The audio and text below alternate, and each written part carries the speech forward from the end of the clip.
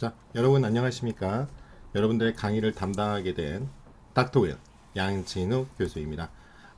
먼저 잠깐 제 소개를 하면요. 저는 경영 컨설팅, 교육 컨설팅을 담당하고 있는 닥터 윌 컨설팅이라는 이제 회사에 대표를 하고 있습니다. 컨설팅 회사고요. 지금은 주로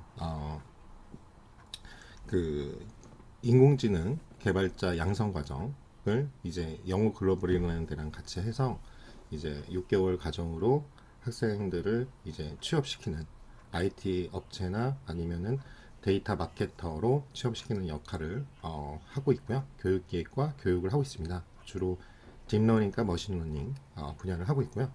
현재는 이제 서울사이버대학교에서 빅데이터 정보보호학과에서 여러분의 데이터 마이닝 수업하고 ADSP라는 과목하고 그런 과목을 강의하고 있습니다. 학부는 여러분들 선배고요. 제가 98학번이고요. 세종대학교에서 학부를 했고 그 다음에 대학원은 이제 호텔 관광 경영학 박사를 하고 했고요.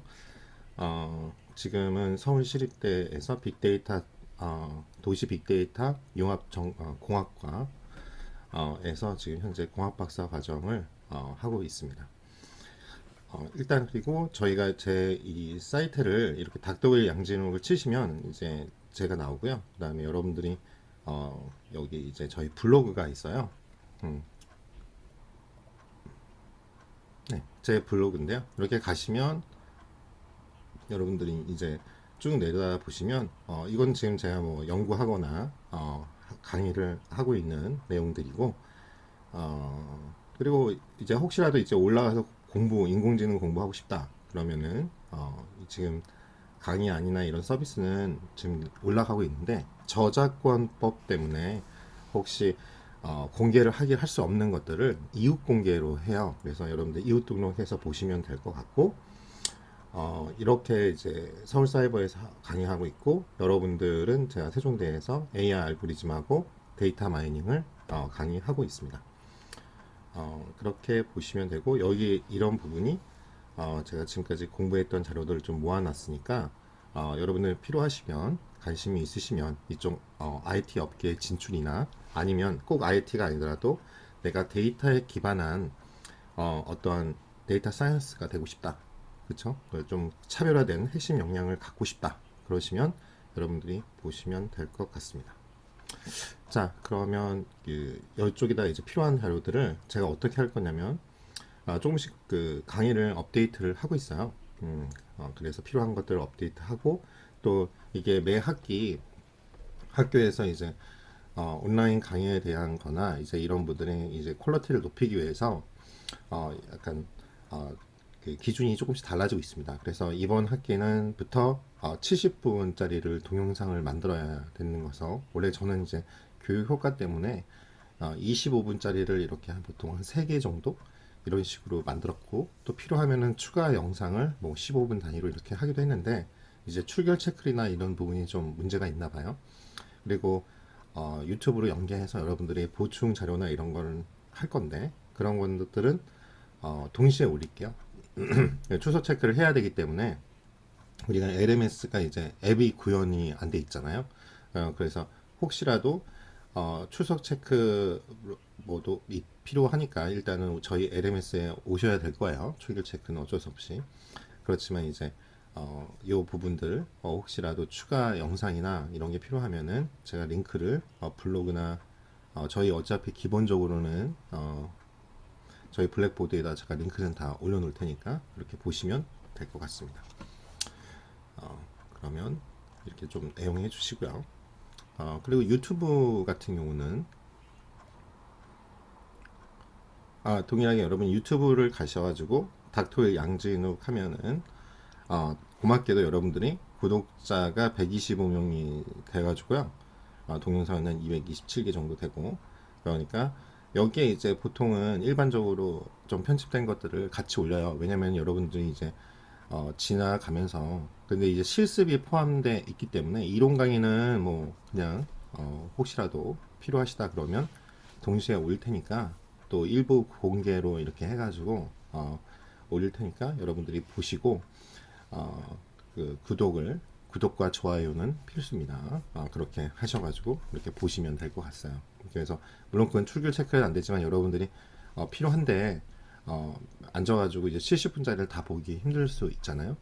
그래서 하시고 그다음에 실습 같은 경우는 반드시 쳐보는 게 좋아요. 특히 그 제가 이제 강의하는 게 다 R이나 파이썬으로 강의를 하니까 이거는 코드를 드리는 것도 있고 또 출판사에서 주는 것도 있어서 그냥 다운받아 가지고 하시지 마시고 그건 전체적으로 왜냐면은 코드를 하다가 에러가 나거나 이런 거면 당황하시는 경향이 있어서 일단은 다 드리고 그리고 우리가 뭐 내용 자체 뭐 알고리즘이든 데이터 마이닝 그 자체의 내용이 중요해서 그렇게 하는 거니까 제가 코드는 다 드리는 거지만 여러분들이 반드시 이제 실습은 실제로 손코딩을 해보셔야 돼. 여러분들이 늘어나니까요. 그 부분을 꼭 기억해 주시기 바랍니다. 일단 여기까지가 2021년 제 소개 및 어떻게 진행할지에 대해서 설명을 드렸고요. 그리고 첨가하게 되면 원래 제가 줌하고 일단은 이 코로나 종식 전까지는 원래 줌하고 이거랑 병행을 하고 하이브리드로 하고 있어요. 그런데 문제는 뭐냐면 제가 이제 한동안 뭐 저번에 뭐 대면 자원할게 대면으로 이렇게 할 건지 아니면은 줌으로 할 건지 그래서 가능하면 실습이나 궁금 사항들을 줌으로 이제 받아가지고 저도 소통을 하고 여러분들에게 실시간으로 이제 하려고 좀 줌으로 이제 나중에 중간고사 이후에 좀 대체를 했더니 뭐 여러분들은 개인적으로 뭐 아르바이트 하시는 분들도 있고 특히 이번에는 1학기니까 2학기다 보니까 인턴 사원이나 뭐 취업도 있고 그래서 이제 불이익이 되는 거예요. 갑자기 변경이 돼 버리니까. 그래서 그런 부분을 제가 좀 나중에 강의 평가나 그런 걸 좀 듣고 나서 일단은 뭐 대면이면 대면, 온라인이면 온라인 이렇게 명확하게 하는 게 낫겠다. 그래서 부담 없이 온라인으로 보시고 여러분 입장에 생각해 봤어요. 일주일 드릴 거다. 드리는 게 낫겠다. 그렇게 해서 일주일 시간을 충분히 여유 있게 공부하는 게 중요하니까 하실 분들은 그쵸?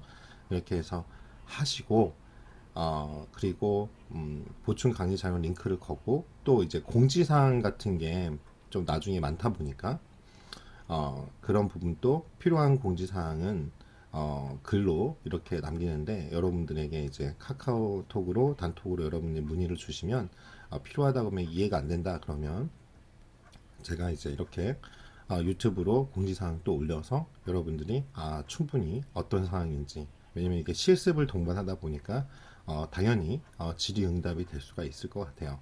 그리고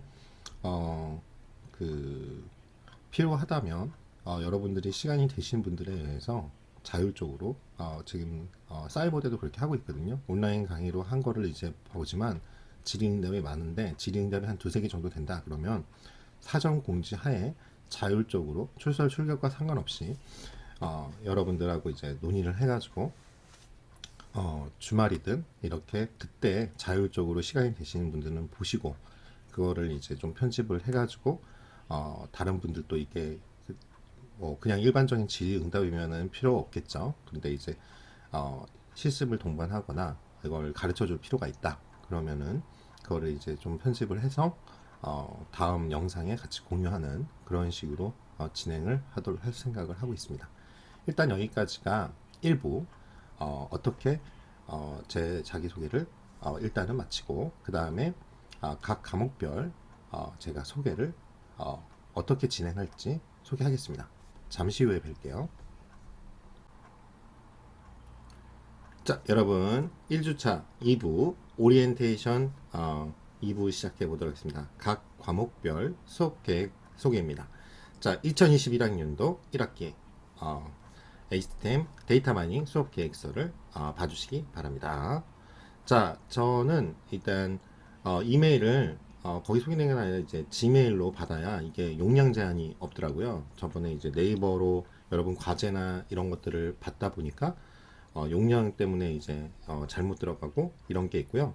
그리고 문의 사항이 많았었기 때문에 여러분들이 뭐 단체톡을 제가 할 거지만 이제 개인적으로 이제 뭐를 하고 싶다. 그러면 카카오톡 제 아이디 PPOS78로 이걸로 이제 사전으로, 왜냐면 제가 뭐 연구하거나 이런 것들이 있을 수 있고요. 그리고 참고로 말씀드리면 저희가 그 학교 내 제가 벤처로 여러분들 그 링크 사업단랑 연결해가지고 뭔가를 하려고 그래요. 지금 이제 초기 창업 패키지나 아니면 소셜 벤처 형태로 해가지고 제가 이제 여러분들에게 기술 이전을 이제 저희 CTO나 이런 걸 해가지고 지금 창업을 소상공인들이나 이런 걸 하려고 지금 하고 있어요. 그래서 IR도 받고 지금 그러고 있는 과정이고, 여러분들도 이제 취업 전에 이렇게 인턴 사원으로 뭐 할 수 있는 그런 거를 지금 관광공사랑 좀 하고, 또 여러분 학과장님하고도 지금 논의하고 있거든요. 그래서 아직 구체적이 되면은 나중에 공지하겠지만 그런 준비를 좀 하고 있어서 어, 나중에라도 그런 게 되면은, 그래서 데이터 마이닝이나 이런 알고리즘 그래가지고 좀 이렇게 데이터 마케터가 되셔야지 이제 그런 거 프로젝트를 좀 들어갈 수 있고 취업에도 좀 지원이 될 수 있으니까 열심히 잘 배워주셨으면 좋겠습니다. 그래서 요 부분이에요. 제가 그 지난 학기까지 이제 온라인 웹엑스를 동시에 했는데 혼란스러워하는 거나 일정이 갑자기 이제 공지되는데 안 되는 거 가지고 또 문의도 많고, 그래서 제가 그러면 일단 단체 카카오톡을 운영하고 난 다음에 블랙보드에 동시에 공지를 해가지고 뭐 이러니까 좀 정신이 없다. 그리고 뭐 오래된 공지사항은 지워달라. 이제 그래서 제가 보통 한 달이 지난 것들은 이제 공지사항에서 지울 생각을 하고 있어요. 그리고 필요하면 링크를 걸어서 유튜브에 게재를 하면, 그러니까 여러분들이 제 유튜브를 이렇게 구독해 놓으면 자동적으로 이게 푸시 버튼이 나오니까 그렇게 해주셨으면 좋겠어요. 그러니까 한번 구독하면 해지 안 돼요. 알았죠? 자, 그런 다음에 원래는 주 교재가 제가 이제 이패스 코리아라는 데서 여러분 쳐보시면 제가 데이터 준 전문가 과정 ADSP라고, 이게 국가공인이에요. 요거를 이제 찍었어요. 그리고 사실은 그냥 이거를 뭐 학원 강사처럼 하는 게 아니라 이 이패스 코리아라는 데에서 그 뭐냐면 내일 배움 카드라고 이 고용노동부 사업에 이제 있거든요. 그래서 지금 제 이 강의, 여러분들이 지금 시청하시는 이 강의가 얼마 전에 이제 신한금융의 신한카드에서 이제 200명 분들이 이제 고용노동부를 하면 나중에 환급이 돼요. 정부 지원 사업이어서. 그래서 그 수업을 지금 동일하게 듣고 계십니다. 이 동일한 강좌를. 그래서 거기서 이제 제가 뭐 책을 낸 건 아니고 비매품으로 강의안이니까 강의안을 편집한 거라서 마스터북을 냈는데, 이제 그쪽에서 원하시면은 유료로 판매를 한다고 합니다. 근데 일단 기본적으로 여러분들에게 제가 다 PDF로 이 이페스 코리아랑 출판사다 양해를 구해서 PDF로 제공해요. 그래서 300페이지 정도 내외 되는데, 여러분들이 나중에 그 단톡이나 이런 데서 이제 그러면 이제 반장이 한 분 계셔야겠죠. 그래가지고 그 300페이지 내니까 좀 저희가 그냥 출력본을 갖고 싶다, 그렇게 원하시면 그걸로 이제 구매 의사를 자율적으로 결정하시면 될 것 같습니다. 그리고 여러분들이 이제 이 시험을 보셔야 돼요. 그래서 추천하는 책은 이제 공인 인증, 그 국가 공인 인증 시험이다 보니까 데이터 분석 자격 검정 실전 문제라는 책이 있어요. 근데 이게 이제 ADP까지 같이 있어가지고, ADP라는 뭐냐면 이거보다 상인데요. 데이터 전문가 과정. 그건 약간 넘사벽입니다. 미리 말씀드리자면 데이터 준 전문가 과정 ADSB는 합격률이 한 35%, 그리고 지난 학기에 이 과목을 들었던 분들이 40명 정도 됐는데 21명 정도가 합격을 했어요. 그러니까 우리는 한 50%가 넘는 거죠. 근데 이제 실제로는 이제 35% 정도 되고, ADP는 여러분들이 만약 ADP까지 딴다 그러면 이제 교수도 될 수 있어요. 국민대에서 실제로 석사 이상만 있으면 뽑아갑니다. 지금까지 합격률이 거의 0.3%? 아니 3%, 0.8%인가? 지금까지 한 10년 됐는데 합격자가 88명밖에 안 돼요. 그쵸? 그 넘사벽입니다. 그러니까 4시간 동안 예를 들어서 어떤 프로젝트를 끝낸다. 그렇게 생각하시면 돼요. 그러니까 진짜 밥 먹고 그쵸? 이 분석 업무만 하신 분들이죠. 아리나 파이썬이나. 그래서 저도 필기는 합격했고 실기 시험을 한번 봤는데 그 시간에 다른 거 해야겠다는 생각을 많이 했고 그랬습니다. 근데 도전해보는 건 좋죠. 바로 ADP라는 데이터 이거 준 빼고 전문가 과정, 그죠? 거의 그러면 이제 100명 아직 안 되니까 들어가시면 구글이나 이런 데서 데리고 갑니다. 그러니까 그 전에는 여러분들이 이걸 취득하시면 좋겠죠. 그래서 과제도서는 닥터윌 컨설팅 비디그룹 빅데이터 알고리 이건 아닌데 그 제가 어찌 됐든 유튜브에 게재하고요. 그 다음에 여러분들 이제 궁금한 게 아무래도 과제나 평가일 거 아니에요. 그래서 여기 보시면 주차별 강의 핵심 내용을 정리해서 제출 양식을 여러분 제공할 거예요. 그래서 이게 뭐냐면은 그냥 예전에는 이렇게 2번 받았는데요. 어차피 저희 블랙보드에서 용량이나 이런 것 때문에 제공이 안 돼서 다 이메일로 받다 보니까 정신이 없더라고요. 그리고 이거 점수 주려고 하는 거예요. 그냥 어차피 뭐냐면 제가 이걸 했는데 나중에 다 그 뭐 다른 학교에서도 많이 말을 하더라고요. 아, 이걸 할 걸 그때 보고서 진작 쓸 걸 시험 이제 막상 하거나 아니면 기말고사 준비할 때 그런 학생들 반응이 있었어요. 여러분들이 뭐냐면 이게 제가 양식을 준데 그냥 요 A4 하나에 이렇게 칸이 3개로 나눠져 있을 거예요. 그러니까 부담을 가질 필요가 없는 거죠. 칸 메꾸기니까. 근데 그거를 막 성의 없게 막 하는 거예요. 그러면 점수를 20점을 드리려고 한 건데 20점에서 이제 하나씩 마이너스를 깎이는 겁니다. 이건 뭐냐면 저한테 보여주려고 하는 것도 있겠지만 보고서니까 어찌됐든 중요한 거는 여러분들이 여러분만의 서브노트를 만드는 거죠. 뭐냐면 시험 어찌됐든 이거 국가 공인 시험이니까 저희 시험도 보고 그러니까 이제 그 시험을 보기 전에 여러분들이 항상 뭐냐면 시험 전에 이제 어떻게 해요? 가는 이동하는 시간이나 틈틈이 자기가 잘 안 외워졌던 거를 이제 적는데 많이 적을 필요도 없고 핵심만 요약해가지고 그러니까 A4에다가 만약 여기 세 칸으로 나눠졌다는 건 뭐예요? 제가 좀 이따가 보여드리겠지만 세 칸으로 나눠졌다는 건 뭐 1, 2, 3가가 한 장에 있는 거잖아요. A4로. 그러니까 많지가 않단 말이죠.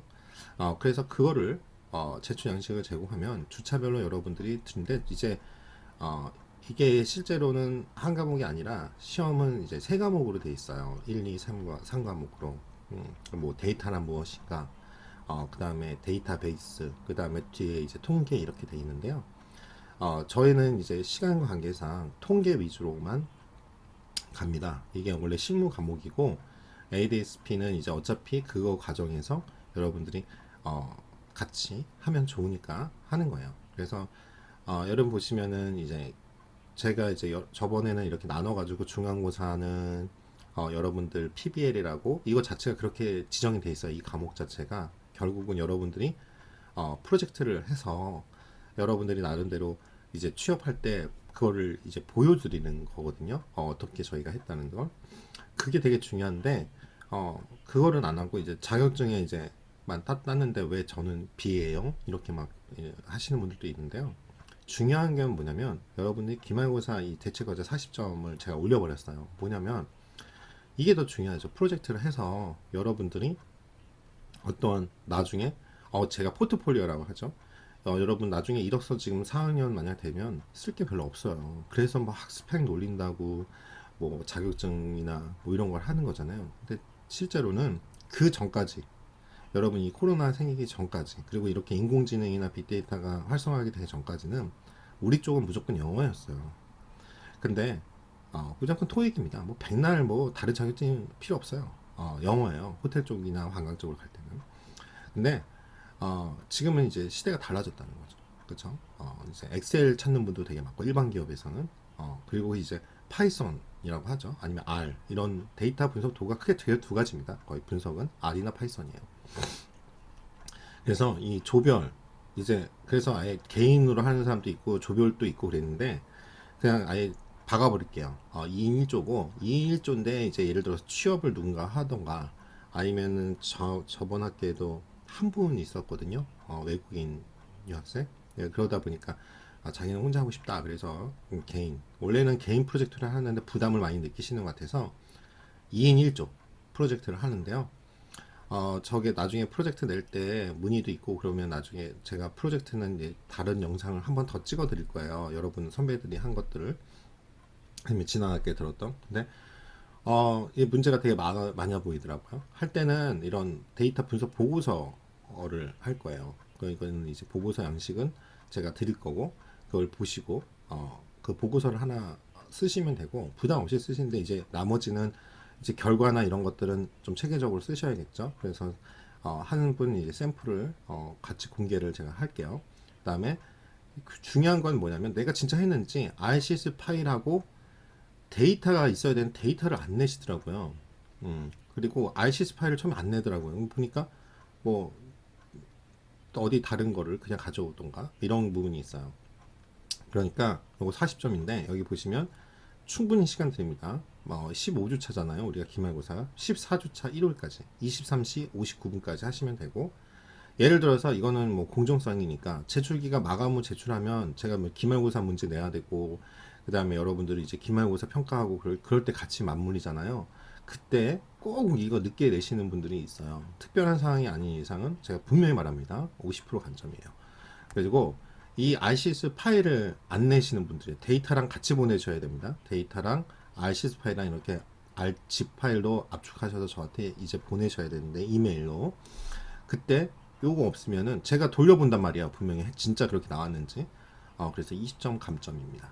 그러니까 그 부분 거 하시고 뭐 이제 크롤링 같은 거를 하셔가지고 하시는데 R도 크롤링은 되지만 뭐 따로 배우시지 않고 저희 강의도 없다 보니까 그런 거는 제가 용인해요. 근데 이제 다 파이썬으로 했다든가 그리고 이제 통계 과목을 다른 데서 같이 제가 이게 통계 사실은 먼저 듣고 오시는 게 좋거든요. 저희 과목이 이제 그렇게 깊게는 안 하지만 기본적으로 통계 다음에 머신러닝이라고 해서 기계학습까지 나가기 때문에 그래서 이제 저번 학기에도 제가 추천을 할게 호텔 관광 그 경영 통계 수업이나 이런 걸 듣는데 저는 예전에 제가 통계학 가르쳤을 때 여러분들 R로 했는데요.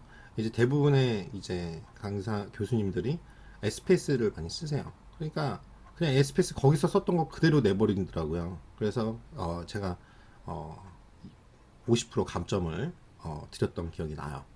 그래서 여기에 과제에서 확 납니다. 기말고사니까 40점이에요. 그래서 10점을 올렸어요. 제가 40점.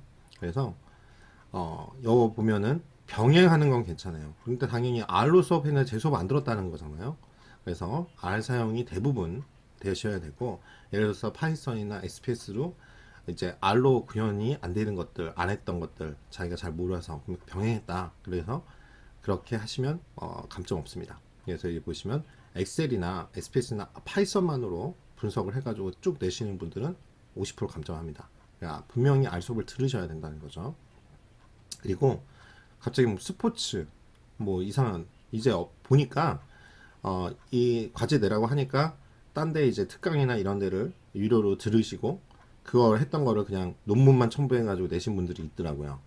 그 주제가 아니잖아. 우리는 여러분들이 이렇게 포트폴리오에서 제가 뭐 어떤 거면 좀 이따 보여드리겠지만 여러분 제가 동문회에 가입돼 있어요. 총동문회. 그래서 이거 갖고 세종대 출신들의 경영진들 그리고 여러분들 바로 선배 뭐 장덕선 선배님이나 뭐 여러분들의 다 우리 과 선배님들 청지배님들 롯데호텔 청지배님들 뭐 이런 분들에게 요거 여러분들 요 잘하신 분들 있잖아요.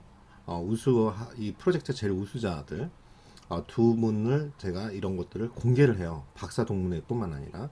그래서 나중에 취업 지원을 하기 위해서. 근데 아니 이런 호텔과 관계없는 주제를 하게 되면 그 부분들을 보실까요? 그러니까 요 부분은 30% 감점합니다. 주제 선정이 제가 분명히 맞으면 저희 호텔 관광과 관련된 주제여야 돼요. 그래서 요 과제가 이렇게 된다. 이게 60점인 거죠. 20점은 그냥 들리는 거예요.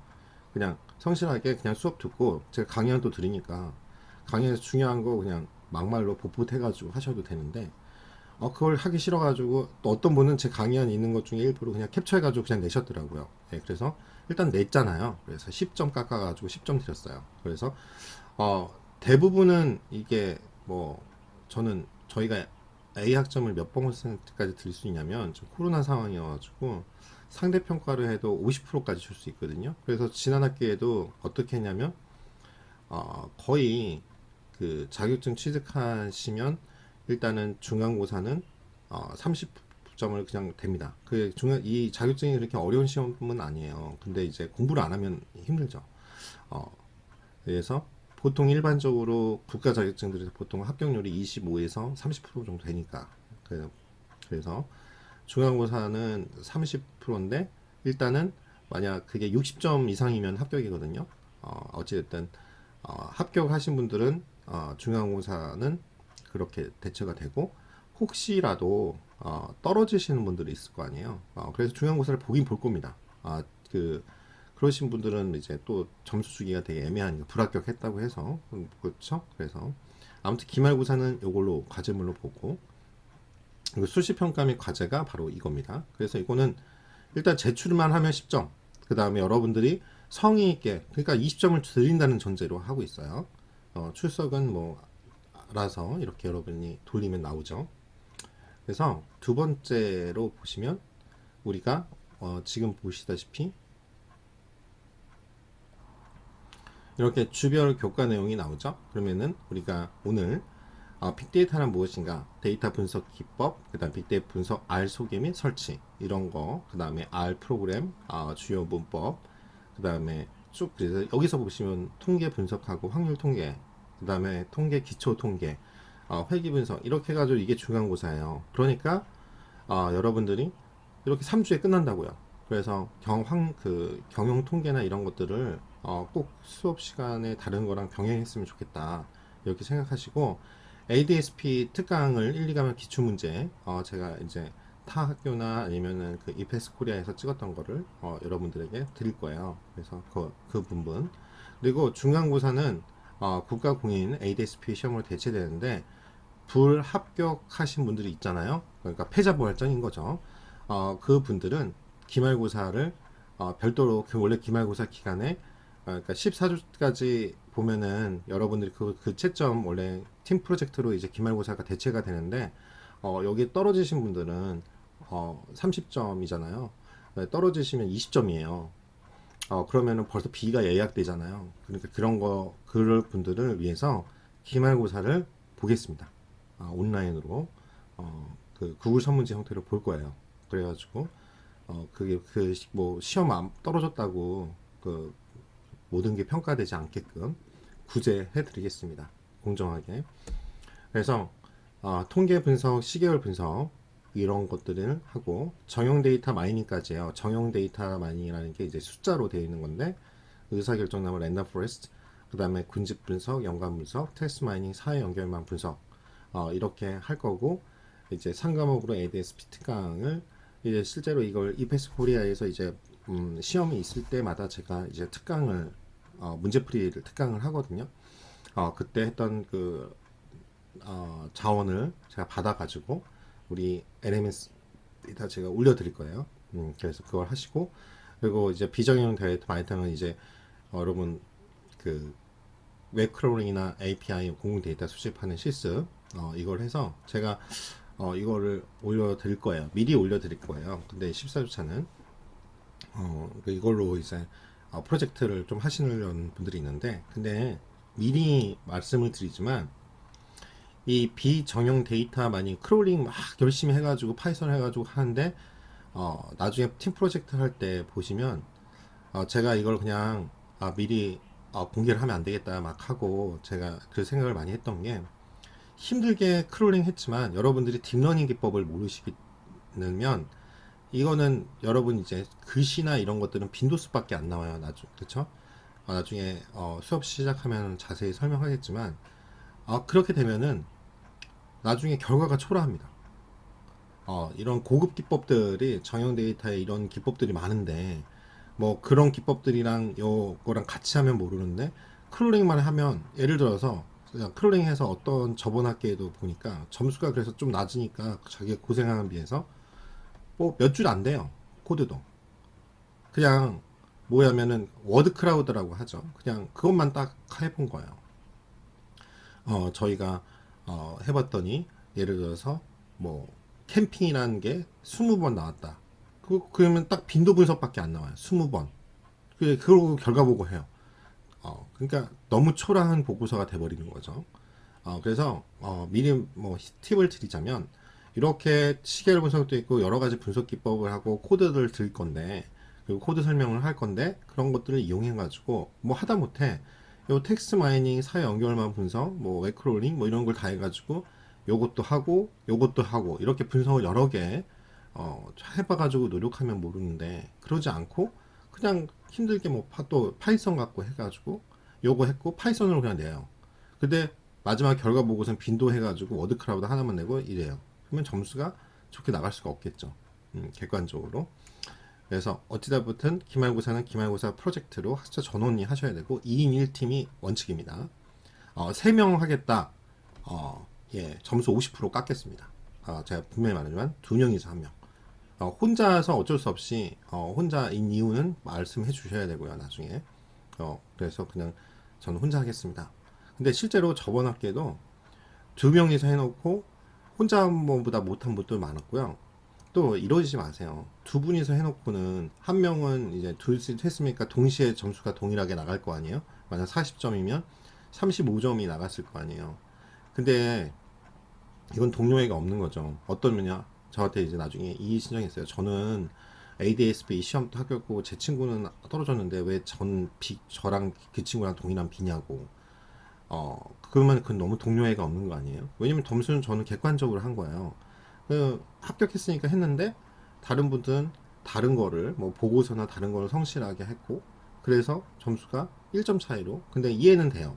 왜냐면 컴플레인 하신 분이 이제 89점으로 B가 나오셨으니까 억울해서 이제 1점만 더 주면 안 되냐 이제 이런 의도는 알겠는데, 저도 이제 뭐 그런 거에 아시다시피 저는 이제 어차피 객관적인 기준이고 더 이상 올려드릴 수가 없더라고요. 저도 뭐 보니까. 왜냐면 저도 보고서 기준을 정확하게 통보를 했으니까. 그래서 그런 부분. 그러니까 이제 기말고사 프로젝트에서 점수가 나가면 동일하게 나가기 때문에, 그렇죠? 그리고 저도 기준을 명시해가지고 나갑니다. 그렇게 보시면 되겠습니다. 그래서 여러분들이 보면은 프로젝트를 할 때요, 진짜 둘이서 하니까 말 맞대고 뭐 구글 미시나 이런 거를 통해서 그 무료니까요. 그렇게 해서 서로 의논하면서 천천히 준비를 배우면서 하시면 될 것 같아요. 중간고사 이후부터 준비를 하시면 좋을 것 같아요. 그래서 추가 안내 사항을 보시면 저희는 이제 국가 공인 자격증입니다. ADSP 자격 시험을 응시하셔야 합니다. 그래서 요거는 이제 저희가 링크 사업단에 소속되어 있으니까 링크 사업단에서 지원이 돼요. 근데 어떤 식으로 지원이 되냐면 여러분들이 시험을 보고 일단은 자비로 시험을 보시고 그 영수증이랑 신분증 사본을 나중에 그러니까 반장이 한 분 필요할 거예요. 그분이 이제 다 수정해서 제출을 조교한테 해주는 거죠. 링크 사업단 조교한테. 그러면 이제 여러분 통장 사본도 필요하네요. 각자 그리고 시험 끝난 다음에 그래서 시험 결과를 보내주셔야 돼요. 합격했든 불합격했든 저한테 이제 캡처를 해가지고 이메일로 보내주셔가지고 그러니까 그걸 보고 그게 근거 자료로 이제 그 시험을 봤으니까 돈을 환급해 드립니다. 이게 시험이 싸지가 않아요. 5만 원이에요. 그래서 자격증 시험 응시료의 경우 이제 여러분이 여기가 이제 타전공 있을 수도 있으신데요. 어찌됐든 링크 플러스 기술 경영 트랙 학생에 한해서만, 왜냐면 거기 예산이 학교 예산이 아니에요. 그래서 링크 플러스 사업단에서 추후에 응시를 지원해 줍니다. 그래서 이렇게 자격증 사본을 PDF나 JPEG 파일이나 뭐 PNG든 어찌됐든 그걸로 해서 저한테 보내주시면 일괄적으로 30점을 부여합니다. 불합격자는 뭐 거기 시험 결과에 불합격 이메일을 보내시면 20점으로 됩니다. 그래서 B가 예약된 거죠. 그러면 이걸 극복하는 방법은 패자부활전인 기말고사 때 시험을 보시면 돼요. 그쵸? 그래서 여기 보시면 이런 경우가 있어서 그래요. 여러 경우가 있더라고요. 공결이나 취업 면접을 딱 그래 보는데 취업이 중요하잖아요. 그 다음에 시험 접수를 이게 미리 하셔야 되는데 안 했다가 시험 접수를 안 하신 분들이 있어요. 그래서 이거하고 보고서 대체되냐? 없는 거를 만들어 가지고 점수를 주면 또 문제가 되기 때문에 공평성에 그래서 시험을 기말고사를 만든 거예요. 어차피 기말고사가 팀 프로젝트로 대체라서. 그래서 일단은 이렇게 보내신 분들은 여기 그 구제를 위해서 또 시험에 불합격했던 다 상관없이 기말고사 때 15주차를 응시하면 돼요. 응시 안 하시면 그냥 20점으로 끝나는 거고요. 근데 이것도 시험도 안 보고 요 접수도 안 하고 시험도 안 보고 그러시면 기말고사도 안 보시면 그냥 0점 되는 거죠. 그래서 기말고사는 객관식 15문항하고 주관식 단답형 15문항으로 총 30문항입니다. 그래서 왜냐면 이 시험 자체가 국가공인 그 ADSP 자체가 가장 킬러 문제가 단답형이에요. 모르면 틀리는 거죠. 그래서 총 30문항이고 50분이 주어지고 온라인으로 보다 보니까 주관식 단답형이나 이런 걸 낼 수밖에 없는 거죠. 그래서 20점 또는 그래서 기본이 20점이니까 요거보다도 만약 기말고사를 못 봤어 그러면 20점으로 그냥 한다 이거죠. 둘 중에 높은 점수로.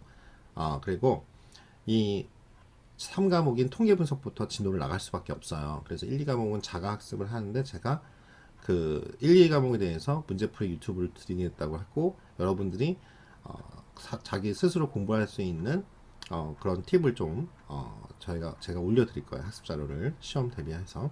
그래서 이 기초 통계가 3주 만에 끝나잖아요. 그러니까 이 사전 지식이 필수고요. 커리큘럼상 기초 통계는 3주, 5, 7주로 하니까 그리고 실제로 통계 자체 깊게는 안 나와요. 이 시험 자체가 이제 범위가 너무 브로드하죠. 그냥 일반 통계부터 확률 통계도 나오고 뒤에 이런 머신러닝 기법, 딥러닝도 요즘에 나오기 시작했어요. 그리고 예전엔 안 나왔다가 이게 시험을 굉장히 요즘에 많이 보니까 아직까지는 유일한 국가 공인된 국가에서 이제 시험 보는 공인된 유일한 이 데이터 자격증이다 보니까 요즘에 많이 인정이 많이 되다 보니까 실습 위주로 저희는 합니다. 이론 시험만 있어요. 실제로는 이건 필기 시험만 있어요. 그래서 ADSP를 딴다고 해서 여러분들이 데이터 그거 한다고 회사에서는 인정하지 않습니다. 왜냐면 실무를 안 해봤기 때문에. 근데 ADSP를 자격증이 있고 여러분들이 지금 포트폴리오로 이렇게 한 다음에 만약 그 포트폴리오 한 그걸 만들어 가지고 난 이렇게 데이터 분석을 할 줄 알고 실제 이런 데이터를 했어요. 그렇게 포트폴리오를 만들어서 여러분들이 이력서나 이런 데다 제출한다 그러면 긍정적으로 봅니다. 그 참고하시고. 그래서 여기 보시면 원래는 시험은 대면 평가예요. 그런데 지금 또 뭐 300명, 400명 이렇게 나오니까 만약 1.5단계 정도 되면 대면 시험으로 전환을 합니다. 시험 자체는. 근데 웹엑스로 시험이 이거는 이제 학교에서 정해줘요. 그래서 이건 뭐 제 의지로 하는 게 아니라 웹엑스 시험으로 대체 가능하고 웹엑스 시험으로 대체하게 되면 제가 감독해서 하면 되고요. 2021학년도 수업은 제가 일부러 온라인 수업으로 일단은 진행합니다. 웹엑스는 실습 보충 강의 형태로 제가 사전 공지하고 하고 싶으신 분들만 그렇죠? 특정일에 제가 이제 아시죠? 카카오톡에 단체방에다가도 올려놓고 여러분들에게 그 투표를 받을 거예요. 그래서 저도 이제 관객이 아무도 없는데 하긴 그렇잖아요. 그렇게 하고 중간고사 평가는 국가공인 자격증 취득으로 공평하게 30점 하고 떨어지면 20점. 시험 아예 안 보면 빵점. 알았죠? 학습 과정은 솔직히 다소 힘들 수 있으나 평가에 후합니다. 실제로 제가 타 학교에서 시험을 봤을 때 많이 걱정들 하더라고요. 뭐 실습 시험도 시험이 나오냐 뭐 근데 어찌됐든 객관적으로 보면 공인 상대평가라 보니까 92점부터 B였어요. 시험은 쉽게 낸다. 그리고 뭐 그 제가 준 자료에서 거의 다 나온다. 이렇게 보시면 되고요. 똑같이 문항도 그러니까 보면 뭐 이렇게 할 수 있는 그런 문제가 나온다. 다 기출 문제거든요. 그리고 저희가 중요한 건 그래서 이 프로젝트입니다. 그렇죠? 그냥 PBL 이게 뭐 지정돼 있어요. 원래 이게 PBL로 하라고. 그래서 프로젝트 위주의 프로젝트 베이스 러닝이거든요. 이걸 지향하는 수업이기 때문에 제일 중요한 건 실습으로 배운 R 프로그램을 프로젝트에 수행하여 뭐 엑셀이든 뭐든 써도 되지만 이 R이 70% 나머지는 뭐 30%는 그걸 써도 된다. 그래서 이걸로 기말고사를 대체합니다. 그래서 반드시 분석 중에는 호텔 관광 경영과 연계되어 있는 거야 돼요. 뭐 캠핑, 호텔 뭐 이렇게 하면 되는데 뜬금없이 농구 선수, 스포츠 뭐 이런 걸로 해요. 그러시면 안 되고요. 그다음에 뭐 예를 들어서 스포츠 관광이라고 하면 되죠. 근데 갑자기 뭐 아무튼 여기랑 연계가 돼 있어야 돼요. 그래서 평가에서 엄청난 불이익이 경험할 수 있어요. 미리 이제 얘기했지만 50% 감점. 어쨌든 했으니까 20점은 드린다. 알았죠? 이렇게 보시면 되고 특히 R이 아닌 분석 툴로 전체 프로젝트 수행 시 수업을 안 들었다고 간주. 반드시 기필코 평가에 50% 감점 그렇게 합니다. 그리고 저는 C는 잘 안 줘요. 그렇죠? C는 거의 없고 거의 A, B, D, F. 그 F도 어쩔 수 없이 그렇죠? 안 나오시면 뭐 출석이 F지. 그리고 이제 졸업해야 되겠다고 하면 이제 이 점수를 좀 올려줄 수 있죠. 그러니까 지금 제가 보니까 A하고 B인데 내가 왜 B 됐냐고 성적 2 평가는 들어봤어도 F인데 제가 사전 공지를 합니다. 이 친구는 졸업을 하고 싶어가지고 제가 D를 줘도 되냐고 여러분들에게 허락을 받아요. 그러면 그걸 반대하신 분은 아무도 없더라고요. 그 정도 동료에는 있더라고요. 그래서 그렇죠. 그래서 사전에 저는 F만 면해달라 졸업해야겠다. 그러면 저한테 개인톡을 하세요. 그러면 D는 드리겠다. 이렇게 생각하시면 됩니다. 그 외국인 학생들을 이거 비슷하게 R로 가르쳤었거든요. 그때 그래서 D를 줬더니 D 나오면 C를 주면 안 되냐 뭐 이런 또 그러면은 내가 그래서 너무 열받아가지고 교무처장이랑 이런 데다가 너 이메일을 공유하겠다 그랬어요. 그랬더니 그 다음부터 아무 말 안 하더라고요. 그렇게 교수하고 딜을 치려고 하시면 안 되죠. 객관성, 김영란 법도 있고 우리가 공정사회 아니십니까? 공정하게 하려고 합니다. 최대한. 근데 또 여러분들은 제 후배들이기 때문에 어찌됐든 학점을 잘 주려고 노력할 겁니다. 근데 문제는 성실하게 좀 하시고요. 결과가 안 나왔다고 해서 뭐 무조건 B를 주는 것도 아니에요. 근데 객관적으로 그래도 열심히 하고 결과가 나오신 분들하고 그 차이는 좀 드려야 되잖아요. 공정성이 있고 또 상대평가이고 또 저번에는 이제 절대평가 한 적도 있어요. 그래서 그때는 뭐 솔직히 너무 뭐 그래도 기준을 잡아가지고 했죠. 그래서 첫 번째 코로나 있었던 때인가요? 이번 막 학기 말고 지난 학기 그때 수업 같은 경우에는 거의 40명 중에서 35명이 A가 나오고 뭐 이런 역사가 있었죠. 처음으로 그렇게 줘봤던 것 같아요. 근데 뭐 다들 열심히 하시긴 하셨어요. 시험도 잘 보셨고 그래서 분명히 말합니다. 3인 이상 수행 시 0점입니다. 특히 본 과정은 제가 실제로 상지랑 같이 방학 기간 동안에는 했던 거죠. 한국관광공사 주관 관광마케팅 양성 과정에서도 이걸 했었고요. 그리고 지금 또 하고 있습니다. 이거는 이제 인공지능 그 친구들도 이제 뭐 예를 들어서 지금 여러분이 하는 과정을 일주일 만에 끝내요. 그러니까 이제 그냥 훅 하고 그다음에 3개월 동안 프로젝트 하거든요. 그럼 취업을 중요하게 아주 간절하죠. 그 친구들이 지금 여러분이 이거 배우는 거를 이제 자습 형태로 합니다. 제가 그래서 그 친구들한테도 지금 쓰고 있는 거예요. 그래서 연결된 검증된 과정이라고 제가 자부할 수 있습니다. 일단 2부 과목 소개랑 어떻게 진행할 건지에 대해서는 여기까지 설명을 하겠습니다. 자, 이제 데이터 분석 기법의 이해라는 이론 수업을 좀 해볼게요. 자, 데이터 처리입니다. 처음에 우리가 기억이 하시는데 전체적인 과정 기억나세요? 우리가 일단은 데이터를 일단 모아야죠. 그렇죠? 좋은 양질에 모아야 돼요. 보통 이 데이터를 수집하는 방법이 크게 두 가지라고 봅니다. 가장 요즘에 우리나라는 좀 잘 됐죠. 예전만 해도 정말 공공 데이터 그냥 의무적으로 그냥 행정에서 했어요. 근데 지금 보시다시피 2019년 이후로 어떻게 해요? 행정에도 도입이 되고 또 우리가 AI 그쵸? 전 세계가 다 그렇게 하고 있으니까 그러니까 문제는 이제는 공공 데이터를 진짜 많이 국가만 갖고 있는 게 아니라 다 오픈하고 있죠. 그래서 우리나라 되게 잘 돼 있어요. 그래서 이게 보통은 정적인 데이터면은 뭐 1년 단위, 월 단위 이런 거면은 그냥 엑셀이나 그냥 XML 그쵸? XML 이런 HTML이나 이런 형식의 웹 베이스로 그냥 주기도 하긴 하는데 API라고 해가지고 미세먼지나 그쵸? 이렇게 시간적으로 너무 데이터가 수시로 바뀌고 그 다음에 동적인 데이터죠. 그런 거는 API를 줘서 하고 있죠. 그래서 저희 수업 외에도 다른 수업에서도 이제 이런 처리하는 기법들 가르치는 강의가 있을 거예요. 그래서 이게 데이터 수집하는 가장 어떻게 보면 쉬운 방법이고 신청만 하면 되거든요. 그 다음에 또 하나의 방법이 이제 여러분들이 개인적인 관심인데 공공 데이터가 없어.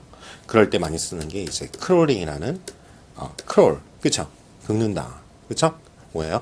거기 웹페이지의 가격 정보나 아니면 이미지나 이런 것들을 여러분들이 수집하는 거죠. 개인적으로 필요한 걸. 예전에는 그냥 일일이 웹페이지 가서 다 드래그 하거나 긁혀지지 않으면은 그냥 여러분들이 다 엑셀로 수기로 작업했던 거를 이제 자동화하는 거죠. 그래서 이렇게 데이터 수집하는 방법이 있는데 결국 데이터를 수집하면 그 원 로우 데이터잖아요. 결국 어떻게 해야 돼요? 이거를 처리를 해야 됩니다. 그래서 데이터를 분석에 활용하기 위해서 일단은 데이터를 모으는 장소가 있어야 되잖아요. 이런 대량의 그 중에 가장 큰 데가 뭐라고 했어요? 데이터 웨어하우스 DW라고 했고 그게 부서별 아니면 내가 계열사야. 그러면 아니면 내가 필요한 부서별로 갖고 있는 게 데이터 마트. 그쵸? DM이라고 했어요. 자, 그 다음에 기존 운영 시스템을 레거시. 원래는 유산이라는 뜻이잖아요. 그러니 레거시라는 단어가. 즉, 기존 운영 우리가 갖고 있어요. 그쵸? 보통 이제 큰 회사 같으면 ERP. 그쵸? 거의 그런, 갖고 있는데, 거기에서 직접 우리가 가져와요. 보통은 정형 데이터로 돼 있겠죠. 물론 요즘에는 비정형 데이터도 있겠지만. 그래서 기존까지는 좀 대기업 위주로는 ERP라는 전사적 자원관리 시스템. 그쵸? 여기에서 뭐예요? SQL이라는 그쵸? 문을 해서 우리 배울 거예요. 그래서 이용해가지고 자료를 수집해서 우리가 필요한 것을 가공했었어요. 자, 그런데 ODS라고 나오죠. Operational Data Store. 그쵸? 뭐냐면 운영하는 데이터 그런 상점이라는 뜻이잖아요. 그러니까 이런 운영 데이터 스토어에서 전처리라고 한다는 게 뭐냐면 어떤 데이터가 예를 들어서 여러분이 긁어오면 뭐 쓸데없이 태그가 있어요. 왜냐면은 자바스크립트 언어로 대부분 되어 있잖아요. 웹페이지가 뭐 HTML이. 그러니까 그런 것들을 지워야죠. 필요 없는 능능능능 뭐 이렇게 있고 하면 여러분들이 막 그냥 데이터를 원 데이터로 그냥 하게 되면 우리 조사 같은 게 많잖아요. 실제로 영문 같은 경우에서 제일 많이 그냥 하면 관사가 많아요.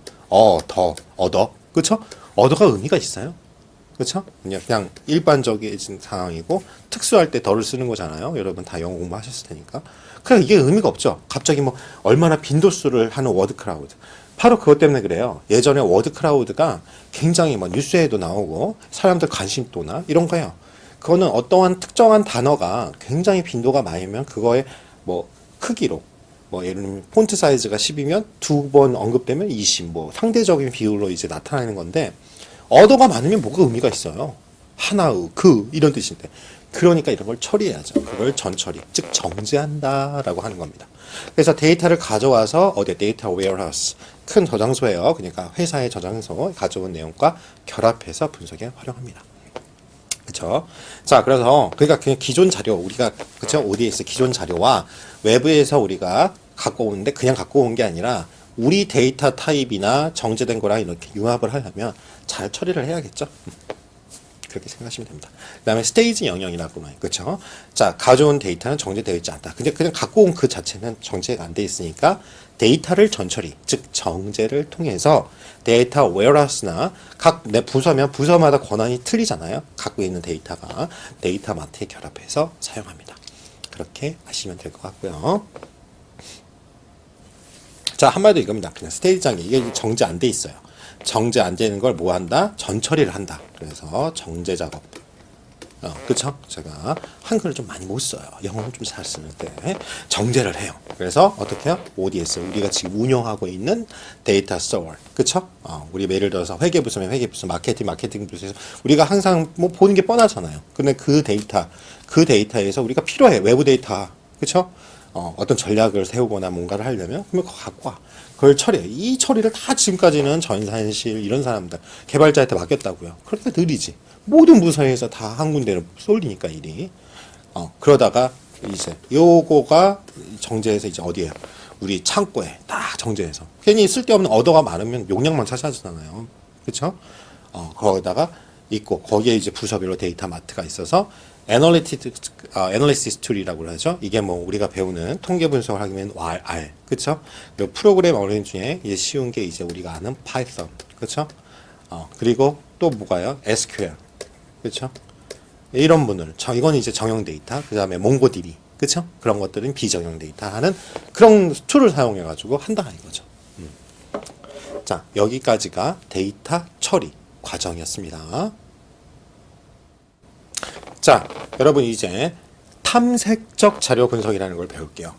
그 중에 이제 시각화입니다. 시각화는 아주 좋아요. 왜냐면 직관적이에요. 봐봐요. 그림 딱 보면, 요 아까 말한 워크라우드죠. 빈도수 갖고, 뭔지 모르겠지만 비상타죠. 악동뮤지션, 날씨, 이게 사람들이 언급을 많이 했구나. 댓글 분석 같은 거 할 때. 그쵸? 텍스트 마이닝이라고 하죠. 이런 것들 할 때.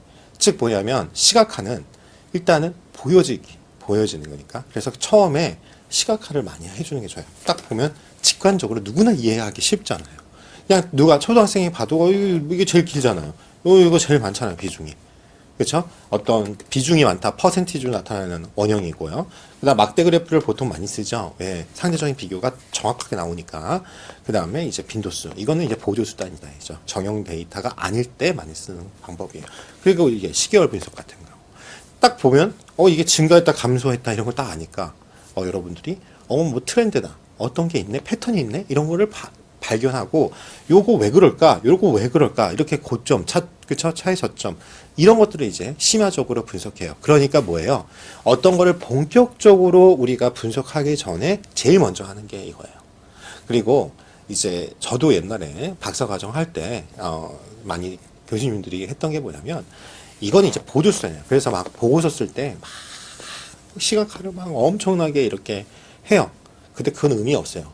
그 그래프가 많은 게 중요한 게 아니라 임팩트 있는 한두 개, 뭐 이런 게 막 확연하게 드러나는 이런 거는 직관적이기 때문에 처음에 딱 왜 집중할 수 있게끔 하는 거고요. 제일 이제 전문적으로 보이는 건 뭐예요? 우리가 한 번에 많은 내용을 접할 수 있는 게 바로 표로 정리하는 거예요. 테이블이라고 하죠. 테이블로 여러분들이 정리하는 습관을 꼭 가지세요. 이거는 저 보고서 뻔하잖아요. 그쵸? 그냥 여러분들 보면, 정리하기, 뭐 이런 거. 그런 거 어차피 정리가 다 돼 있잖아요. 거기 여러분들이 이제 노트를 만드는 거잖아요. 그거 제출하는 게 저희 보고서예요. 그러니까 부담 갖지 마시고 결국은 여러분 시험 공부하라 이거예요. 여러분들이 나중에 시험장 가가지고 이렇게 보면서 한마디로 치팅 시트죠. 그거 갖고 진짜 치팅하면 안 되고, 시험 전에 갖고 와서 이렇게 딱, 그거 언제 책 무거운 거 해요. 자꾸 틀린 거, 오답 노트, 그쵸? 그리고 이런 거, 뭐야 이거죠. 그러기 위해서 하는 거니까. 너무 그렇게 하지 말고, 웬만하면 점수도 다 줄 거예요. 그쵸? 상대 평가라, 절대 평가면, 그냥 돌려맞는지 내가 뭐 어떻게 알아. 그쵸? 그래도 비학점 이상. 다른 학교에서 이제 외국인 학생들 같은 경우가 절대 평가인데, 수업만 잘 나오면 B 줘요, 저는. 근데 이제 우리는 상대 평가니까, 법적으로. 그래서 그렇게 하는 거니까, 점수는 웬만하면 주려고 하고, 중간고사가 범위도, 범위가 많다가 해도, 문제는 거의 제가 원하는 거는, 비학점 이상이 거의 대부분 나오고, 이제 어쩔 수 없이 상대평가하고 나눠야 되니까, 기말고사는 실제 기출문제로서 조금 차이를 둔다 이거예요. 알았죠? 그래서 시각화는 가장 낮은 수준의 분석이다 이거예요. 아는 게 중요해요. 대용량 데이터를 다루는 빅데이터 분석에는 필수적이에요. 왜? 직관적으로 이해해요. 왜냐면 빅데이터 너무 양이 많으니까 그거 언제 다 찾고 앉아있어. 원인 분석 언제. 제가 그래서 상관 분석만 해도 좋다고 그랬잖아요. 상관하면 어떤 게 증가하니까 이것도 같이 증가하다. 감소하네 이렇게 된다는 거 아니었어요? 그러니까 여러분들이 뭐냐면 패턴 분석이 중요하기 때문에 빅데이터 분석하는데 어떤 사람이 이래요. 회귀 분석은 중요하지 않다. 그래야지 타당한 거죠. 이게 원인입니다. 그쵸? 이게 원인이니까 대처를 할 거 아니에요? 그러니까 회귀 분석이 중요하지 않다는 건 아니에요. 근데 그거 하다가 우리가 ROI 배웠잖아요. 투자 대비 효과가 좋아야 되는데 그거 분석하는데 막 1년 걸려. 그쵸? 그러면 안 되겠죠. 그러니까 탐색적 분석할 때는 시각화는 필수입니다. 그래서 이거 보고 이런 패턴이 있구나. 여기 이런 문제가 있네. 내가 자세히 연구해야지 할 수 있다 이거죠. 그래서 EDA라고 합니다.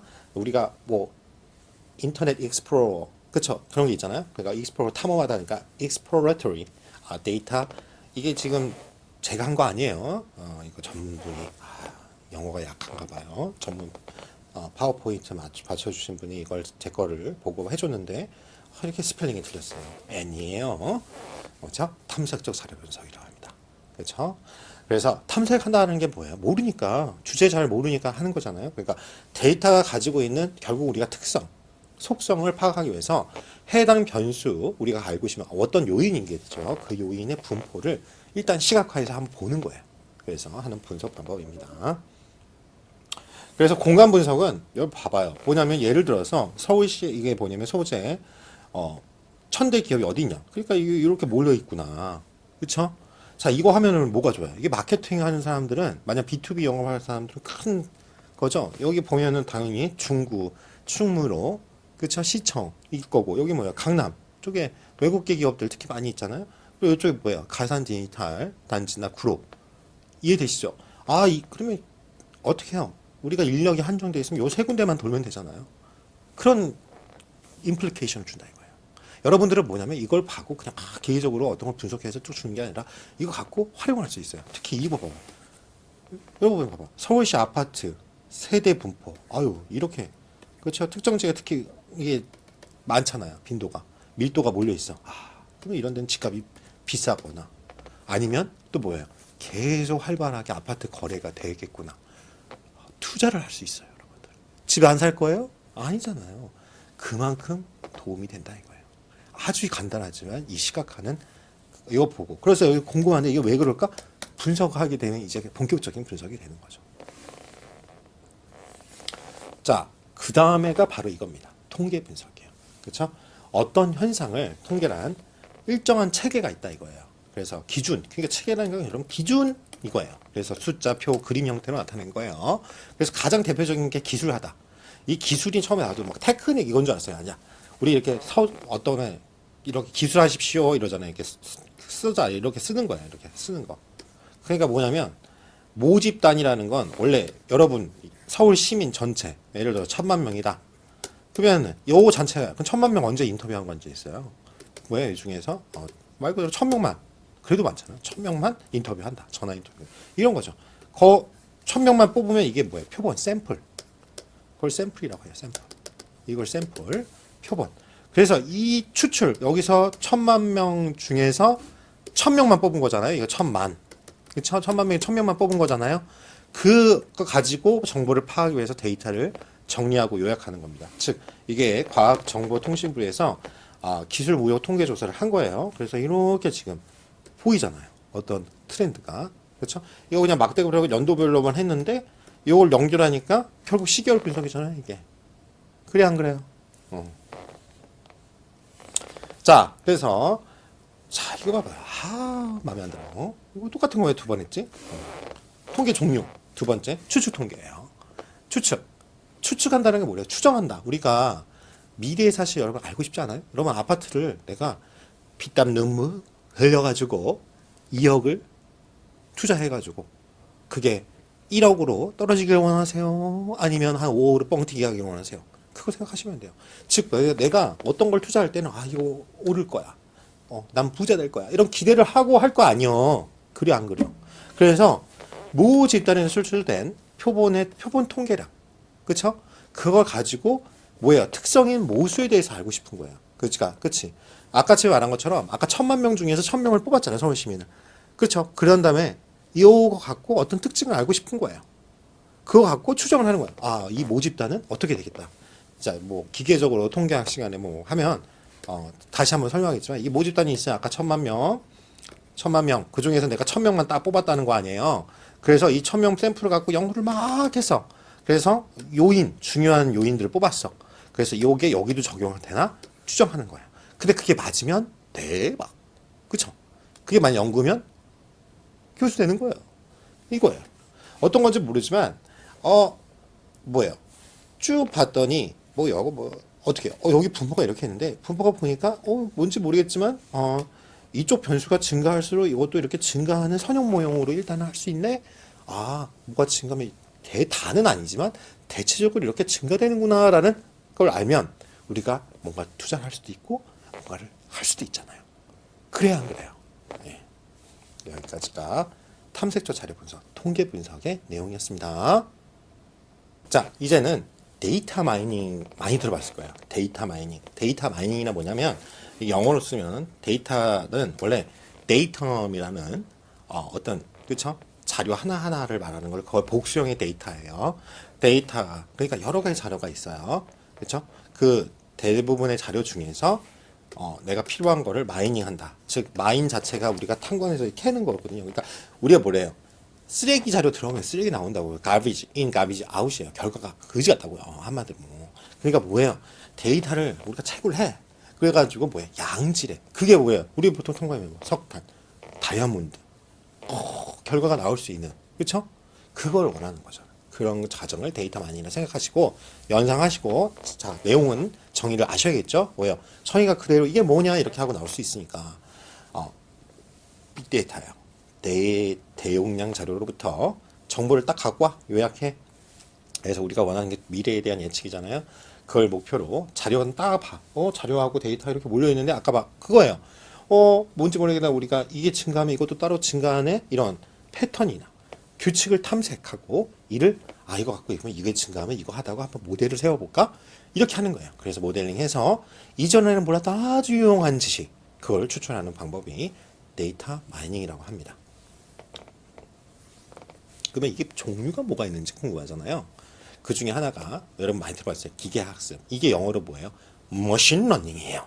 여기까지가 정형 데이터 분석까지가 보통 일반적으로 딥러닝 기초까지 있고요. 거기까지가 이제 우리 ADSP 시험범위입니다. 기계학습, 머신러닝이라면 바로 컴퓨터가 잘하는 게 뭐냐면 두 가지예요. 연산, 계산 빠르잖아요. 여러분 이거 계산해봐요. 3의 10승 곱하기 6의 100승. 지금 계산해 나와봐요. 컴퓨터 이거 3초 만에 풀어요. 그러면 계산 안 되잖아요. 그렇죠? 그러니까 연산. 그리고 또 하나는 뭐예요? 반복. 지금 이거 뭐예요? 3의 10승이면 3을 10번 곱할 거야. 3을 3, 3, 3, 3, 4, 4 곱한 거 아니야 다. 이런 반복을 잘한다 이거예요. 그렇죠? 그걸 시키는 거예요. 얘한테. 기계학습이라는 게. 즉 컴퓨터가 학습할 수 있도록 알고리즘이라는 것 자체는 우리가 어떻게 수행하는 방법론이라고 보시면 돼요. 가장 효율적이고 효과적인 방법을 찾는 게 알고리즘입니다. 그래서 기술 개발 분야예요. 그 중에 하나가 이제 퍼셉트론이라고 해가지고 우리가 아는 인공신경망, 그렇죠? AI죠. Artificial Intelligence. 그렇죠. 인공신경망. 그 다음에 의사결, 디시전 트리라고 합니다. 디시전 트리는 되게 간단해요. 자, 내가 있어요. 자, A하고 B. A 할래, B 할래. A면 왼쪽, 아니면 오른쪽. A를 선택해서, 자, 결혼을 할래, 말래. 할 거야, yes, 이쪽, 오른쪽. 아니야, 오른쪽. yes, no. 아시겠죠? 무슨 말인지. 그래서, 의사결정 나와요. 간단하죠? 그 다음에, 클러스터라는 거는 모은다는 뜻이거든요. 그래서 예를 들어서 A라는 뭔지 모르겠는데 사람들이 이쪽에 몰려있고 이쪽에 몰려있어. 요렇게 여기는 A라는 집단, 여기는 B라는 집단. 알고 봤더니 여기 자세히 보니까 여기는 10대, 여기는 60대들이 몰려있구나. 이렇게 나누는 거. 그게 클러스터링. 분류 문제예요. 분집 분석이라고 합니다. 이걸. 그다음에 SVM은 Software Vector Machine이라고 하는데요. 이거는 지금은 안 하지만 잠깐 언급하면은 지금 이 인공신경망 AI 기법인 딥러닝이 나오기 전까지는 아주 정확도가 높았어요. Software Vector Machine이라고 해가지고 어떠한 분류 문제를 할 때 어떤 공간을 좀 줘가지고 어떤 기준을 통해서 최대한 분류가 잘 되게 하는 방법이고요. 좋긴 한데 시간이 오래 걸려요. 왜냐면 하나하나 다 비교해요. 이 기준을 해서 얘 각각의 데이터가 얼마나 떨어져 있는지를 다 이렇게 그 거리 구하는 유클리디안 거리 구하는 공식처럼 막 해가지고 나와요. 지금은 설명해도 잘 모르실 거예요. 그러니까 이런 게 있다. 기계학습에. 그 다음에 패턴 인식입니다. 패턴 인식. 이걸 지저분한 거 지워볼게요. 자, 패턴 인식은 원시 데이터라는 게 로 데이터예요. 기존에 그냥 정제되지 않은 그 데이터. 그걸 갖고 내가 이미 알고 있어. 기존 지식하고 패턴에서 이거 보니까 안 해? 그럼 여기 적용하면 되지 않을까? 그래서 통계적 정보를 바탕으로 패턴을 분류하는 방법입니다. 그 중에 하나가 장바구니 분석이라는 게 있어요. 장바구니는 뭐냐면 실제로 사례가 있습니다. 월마트 사례가 있는데요. 여기서 보니까 희한하게 간척해 보니까 이상하게 기저귀 파는 날이 기저귀가 판매량이 느는데 맥주가 늘어. 여러분 이게 이해가 되세요? 그러니까 상식적으로 이해가 안 되죠. 근데 알고 봤더니 뭐냐면 이게 사회생활하고 관련이 있습니다. 여러분들도 혹시 맞벌이 부부이신 경우는 그쵸? 가정의 주인은 누구세요? 우리 와이프님이시잖아요. 그쵸? 여주인님. 그 여주인님께 전화하죠. 혼자서 이제 막 저녁에 먼저 와서 만약에 애를 보고 있으면 자기야 뭐해? 그러면 전화해서 하면 응? 올 때 뭐 좀 사와. 애 기저귀 사와. 그러면 당연히 사러 가야죠. 안주인님의 명령인데 가서 사. 근데 어떻게 했디? 보니까 특히 금요일 경우에 그렇겠죠. 딱 보니까 내일 또 회사도 안 가. 그런데 맥주가 막 날 유혹해. 막 30개짜리 하고 거기에다가 뭐 맥주 컵도 있어. 사요, 안 사요? 저 같으면 사요. 그쵸? 그래서 사요. 폭탄 세일 때 만약 50% 사. 그러니까 뭐예요? 뛸 수밖에 없는 거예요. 그래서 처음에 이해가 안 되지만 이런 상황이나 이런 구조적인 걸 보게 되면 되더라. 희한한데 이런 패턴이 있더라. 이거는 인과관계로 설명이 나중에 깊게 들어가지만 처음에는 희한할 거 아니에요. 이게 증거한데 이것도 증거하네? 바로 그런 거예요. 그래서 장바구니나 연관규칙이 바로 그런 데서 나온 겁니다. 패턴이 갑자기 있네. 이걸 알면 기저귀 옆에 편하게 바로 맥주를 놓는 게 낫지 않아요. 그리고 그쵸? 남성들이 좋아하는 맥주 종류를 쫙 깔아서 어떻게 해요? 눈에 띄게 해가지고 세일을 하면 산다. 몇 퍼센트 세일하면 엄청 사겠네? 이런 걸 발견할 수 있잖아요. 알겠죠? 자, 그럼 시뮬레이션 한다 많이 하잖아요. 그래서 뭐냐면 복잡한 실제 상황을 단순화해서 컴퓨터상의 모델을 만들어서 재현하거나 변경합니다. 즉, 현상을 보다 잘 이해하고 미래의 변화를 결과를 하는데 예측하는 거죠. 예를 들어서 우리 항상 하는 저기에 있는 북한 친구들이 갑자기 미사일을 노동기 쏴요. 막 동해에 떨어지고 난리도 아니죠. 근데 이제 보고 궤적을 보고 떨어졌는데 그게 어떻게 했지? 그러면 쟤네들이 이렇게 발사를 하면은 이게 혹시 서울이나 이런 데 떨어지면 안 되는데 얼마면 서울에 도착할 수 있지? 이런 게 알아야 될 거 아니에요? 방어를 하려면. 예를 들어서 그리고 실제로 제가 이제 한국도로공사 실제 신입사원 교육을 한 적이 있어요. 알리나 통계 교육을 한 적이 있는데 거기서도 이거 했었어요. 확률론을 했는데요. 확률하고 R 프로그램으로 고속도로에서 요금 정산소 있을 거 아니에요. 그러면 창구수를 몇 개를 만들어요. 여러분 알잖아요. 톨게이트 할 때 여기가 항상 막히는데 톨게이트가 2개만 열려 있어. 미치죠. 그렇죠. 여기 뭐 1시간 반 거리에 내가 지금 가야 되고 그걸 생각하고 그렇죠. 여러분들이 갔을 때 내비게이션 켜가지고 갔을 텐데 이 3시간 걸린다고 그러면 그렇죠. 얼마나 민원이 생기겠습니까? 이런 것들 여러분들이 잘 아셔야겠죠. 자, 그 다음에 옵티마이제이션 항상 그랬죠. 최선입니까? 세상엔 정답은 없다고 그랬어요. 대신 그러니까 그리고 또 우리가 뭔가를 하려고 하면 왜 때때로 안 돼요? 제약 조건이 많아. 그치? 그러면 그 제약 조건에서 우리가 원하는 목표값이 있을 거 아니에요. 근데 그 목표값은 원래 이거였는데 제약 조건이 하나씩 그쵸? 이런 것들 내가 생각하지 못했던 외부적인 것들이나 아니면 내부적으로 어떤 특징이 변화가 있을 수 있잖아요. 그런 걸 하면 하나씩 이제 목표값을 계산해 나가죠. 그러니까 주먹구구시를 하는 게 아니라 이제 그래서 우리가 이런 걸 목적 함수와 제약 조건을 정의한 다음에 문제를 해결하는 방법. 이게 뭐냐면 납기일이에요. 납기일. 그렇죠? 이게 납기 준수 못하면 페널티 묻잖아요. 그러니까 이런 것들을 어떻게 하면 최적화해서 제때 납기. 이 납기하는 우리가 물건을 주문해서 우리도 그러잖아요. 뭐 쿠나 쿠모, 위모 이런 데서 우리가 막 뭘 사요. 11모 이런 데 사요. 그러면은 이게 빠른 배송 언제까지 온다. 그쵸? 아니면 며칠 정도 걸린다. 우리가 알면 준비를 하잖아요.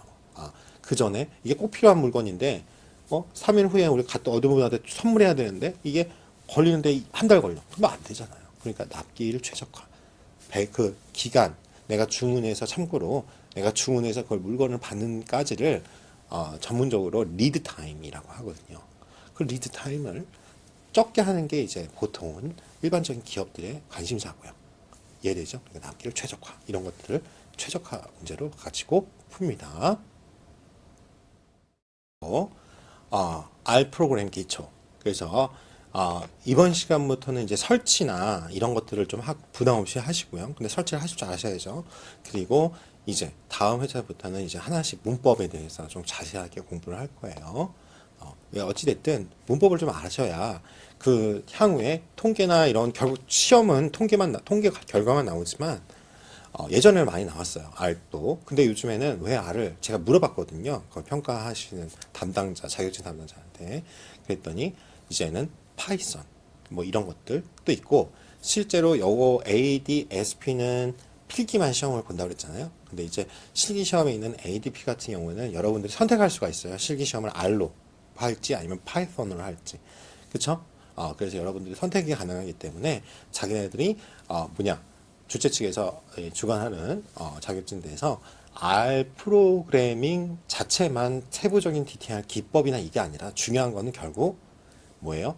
통계를 여러분들이 알고, 그쵸? 결과를 가지고 여러분들이 활용하는 게 더 중요하기 때문에 그 시험 위주로 내는데, 여러분들 코드를 내가 문법을 설명을 안 하고 다른 학교에서도 해봤더니 코드 설명하다 끝나요. 진도를 못 끝내요. 그래서 조금 시간이 걸리더라도 문법을 좀 간단하게는 해줘야겠다라는 생각을 했어요. 그래서 편하게 문법 자체는 시험이 안 나와요. 제가 하고 그러고 나중에 설명을 쭉 들었을 때, 그리고 강연을 한번 이렇게 정리해서 드리면 나중에 모르면 찾아보도록. 제가 말씀드렸던 것처럼 여러분들이 필요하면 구글링 한다고 그러죠. 구글 가서 뭐뭐뭐 in R, 그쵸? 영어로 하시면 돼요. 그러면 다 찾을 수가 있어요. 필기를 해야 되니까 보시면 뭐뭐뭐 구글 검색어 있잖아요. 그 창에다가 R 하면 여러분들이 찾을 수가 있어요. 필요한 내용들을. 그렇죠? 여러분 궁금하거나 모르는 것들. 그래서 R과 그 편집기인, 왜냐면 R 자체는 그냥 한데 여러분 저장도 해야 되고 나중에 그 코드를 다시 쓰고 싶잖아요. 그래서 스크립트 서비스가 되는 편집기인 R 전용 편집기는 R 스튜디오 소개 및 설치. 그래서 R은 두 개 다 까셔야 돼요. 여러분 다운로드 하셔가지고 R은 기본적으로 내장돼 있어야 되고, 그 다음에 이제 모든 실습은 R 스튜디오로 편집기로 가지고 할 겁니다. 자, 그러면 그게 뭐 어떻게 되는지 공부해 볼게요. R 프로그램이라는 건 통계 전용입니다. 왜 R을 일반적으로 대학교 교수님들이나 연구원들이 많이 쓰냐면 통계를 위해서 만들어진 오픈소스예요. 그래서 데이터 분석도로 각광을 받고 있습니다. 오픈소스라는 것 자체가 아주 메리트가 있죠. 근데 문제가, 오픈소스의 문제는 내가 이게 뭔가 문제가 되거나 뒤틀리거나 프로그램이 망가져도 뭐예요? 스스로 고쳐야 된다 이거죠. 왜? 그거를 물론 RStu디오에 있는 업체에서 그걸 이제 돈을 받고 서비스를 하기도 해요. 이제 그러니까 처음에 오픈 소스를 이용해서 여러분들이 익숙해지는데, 내가 이게 뭔가 문제가 있어. 그러면 상위 버전. 여러분들 앱 같은 경우에 보면 무료 앱인데 나중에 좀 좋은 기능을 쓰려면 돈 내야 되잖아요. 그랑 똑같다고 생각하시면 돼요. 그러니까 완전 무료는 아니다 이거죠. 자, 그래서 통계 데이터 마이닝과 그래프를 위한 언어입니다. 지금 그래프가 아직까지 요즘에 대세라고 하는 파이썬이 못 따라가고 있어요. 이 ggplot라는 아주, 이게 왜 그러냐면 이 통계를 왜 하니까 기존의 통계에서 필요한 것들을 다 그냥, 그리고 일단은 무료로 풀기 때문에 이게, 그쵸?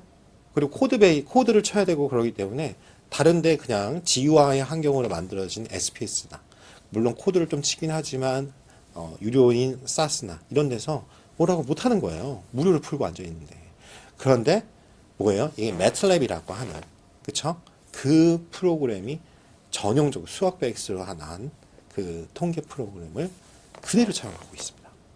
그렇죠? 그거 똑같이 파이썬도 매플라립이라고 그걸 쓰고 있는데 다 거기서 나온 거예요. 그래서 근데 아직까지는 파이썬이 여긴 따라가지 못해요. 그래, 그래프가 되게 아름다워요. 그렇죠? 잘 나와요. 그래서 통계 데이터 마이닝을 그래프를 위한 언어고요.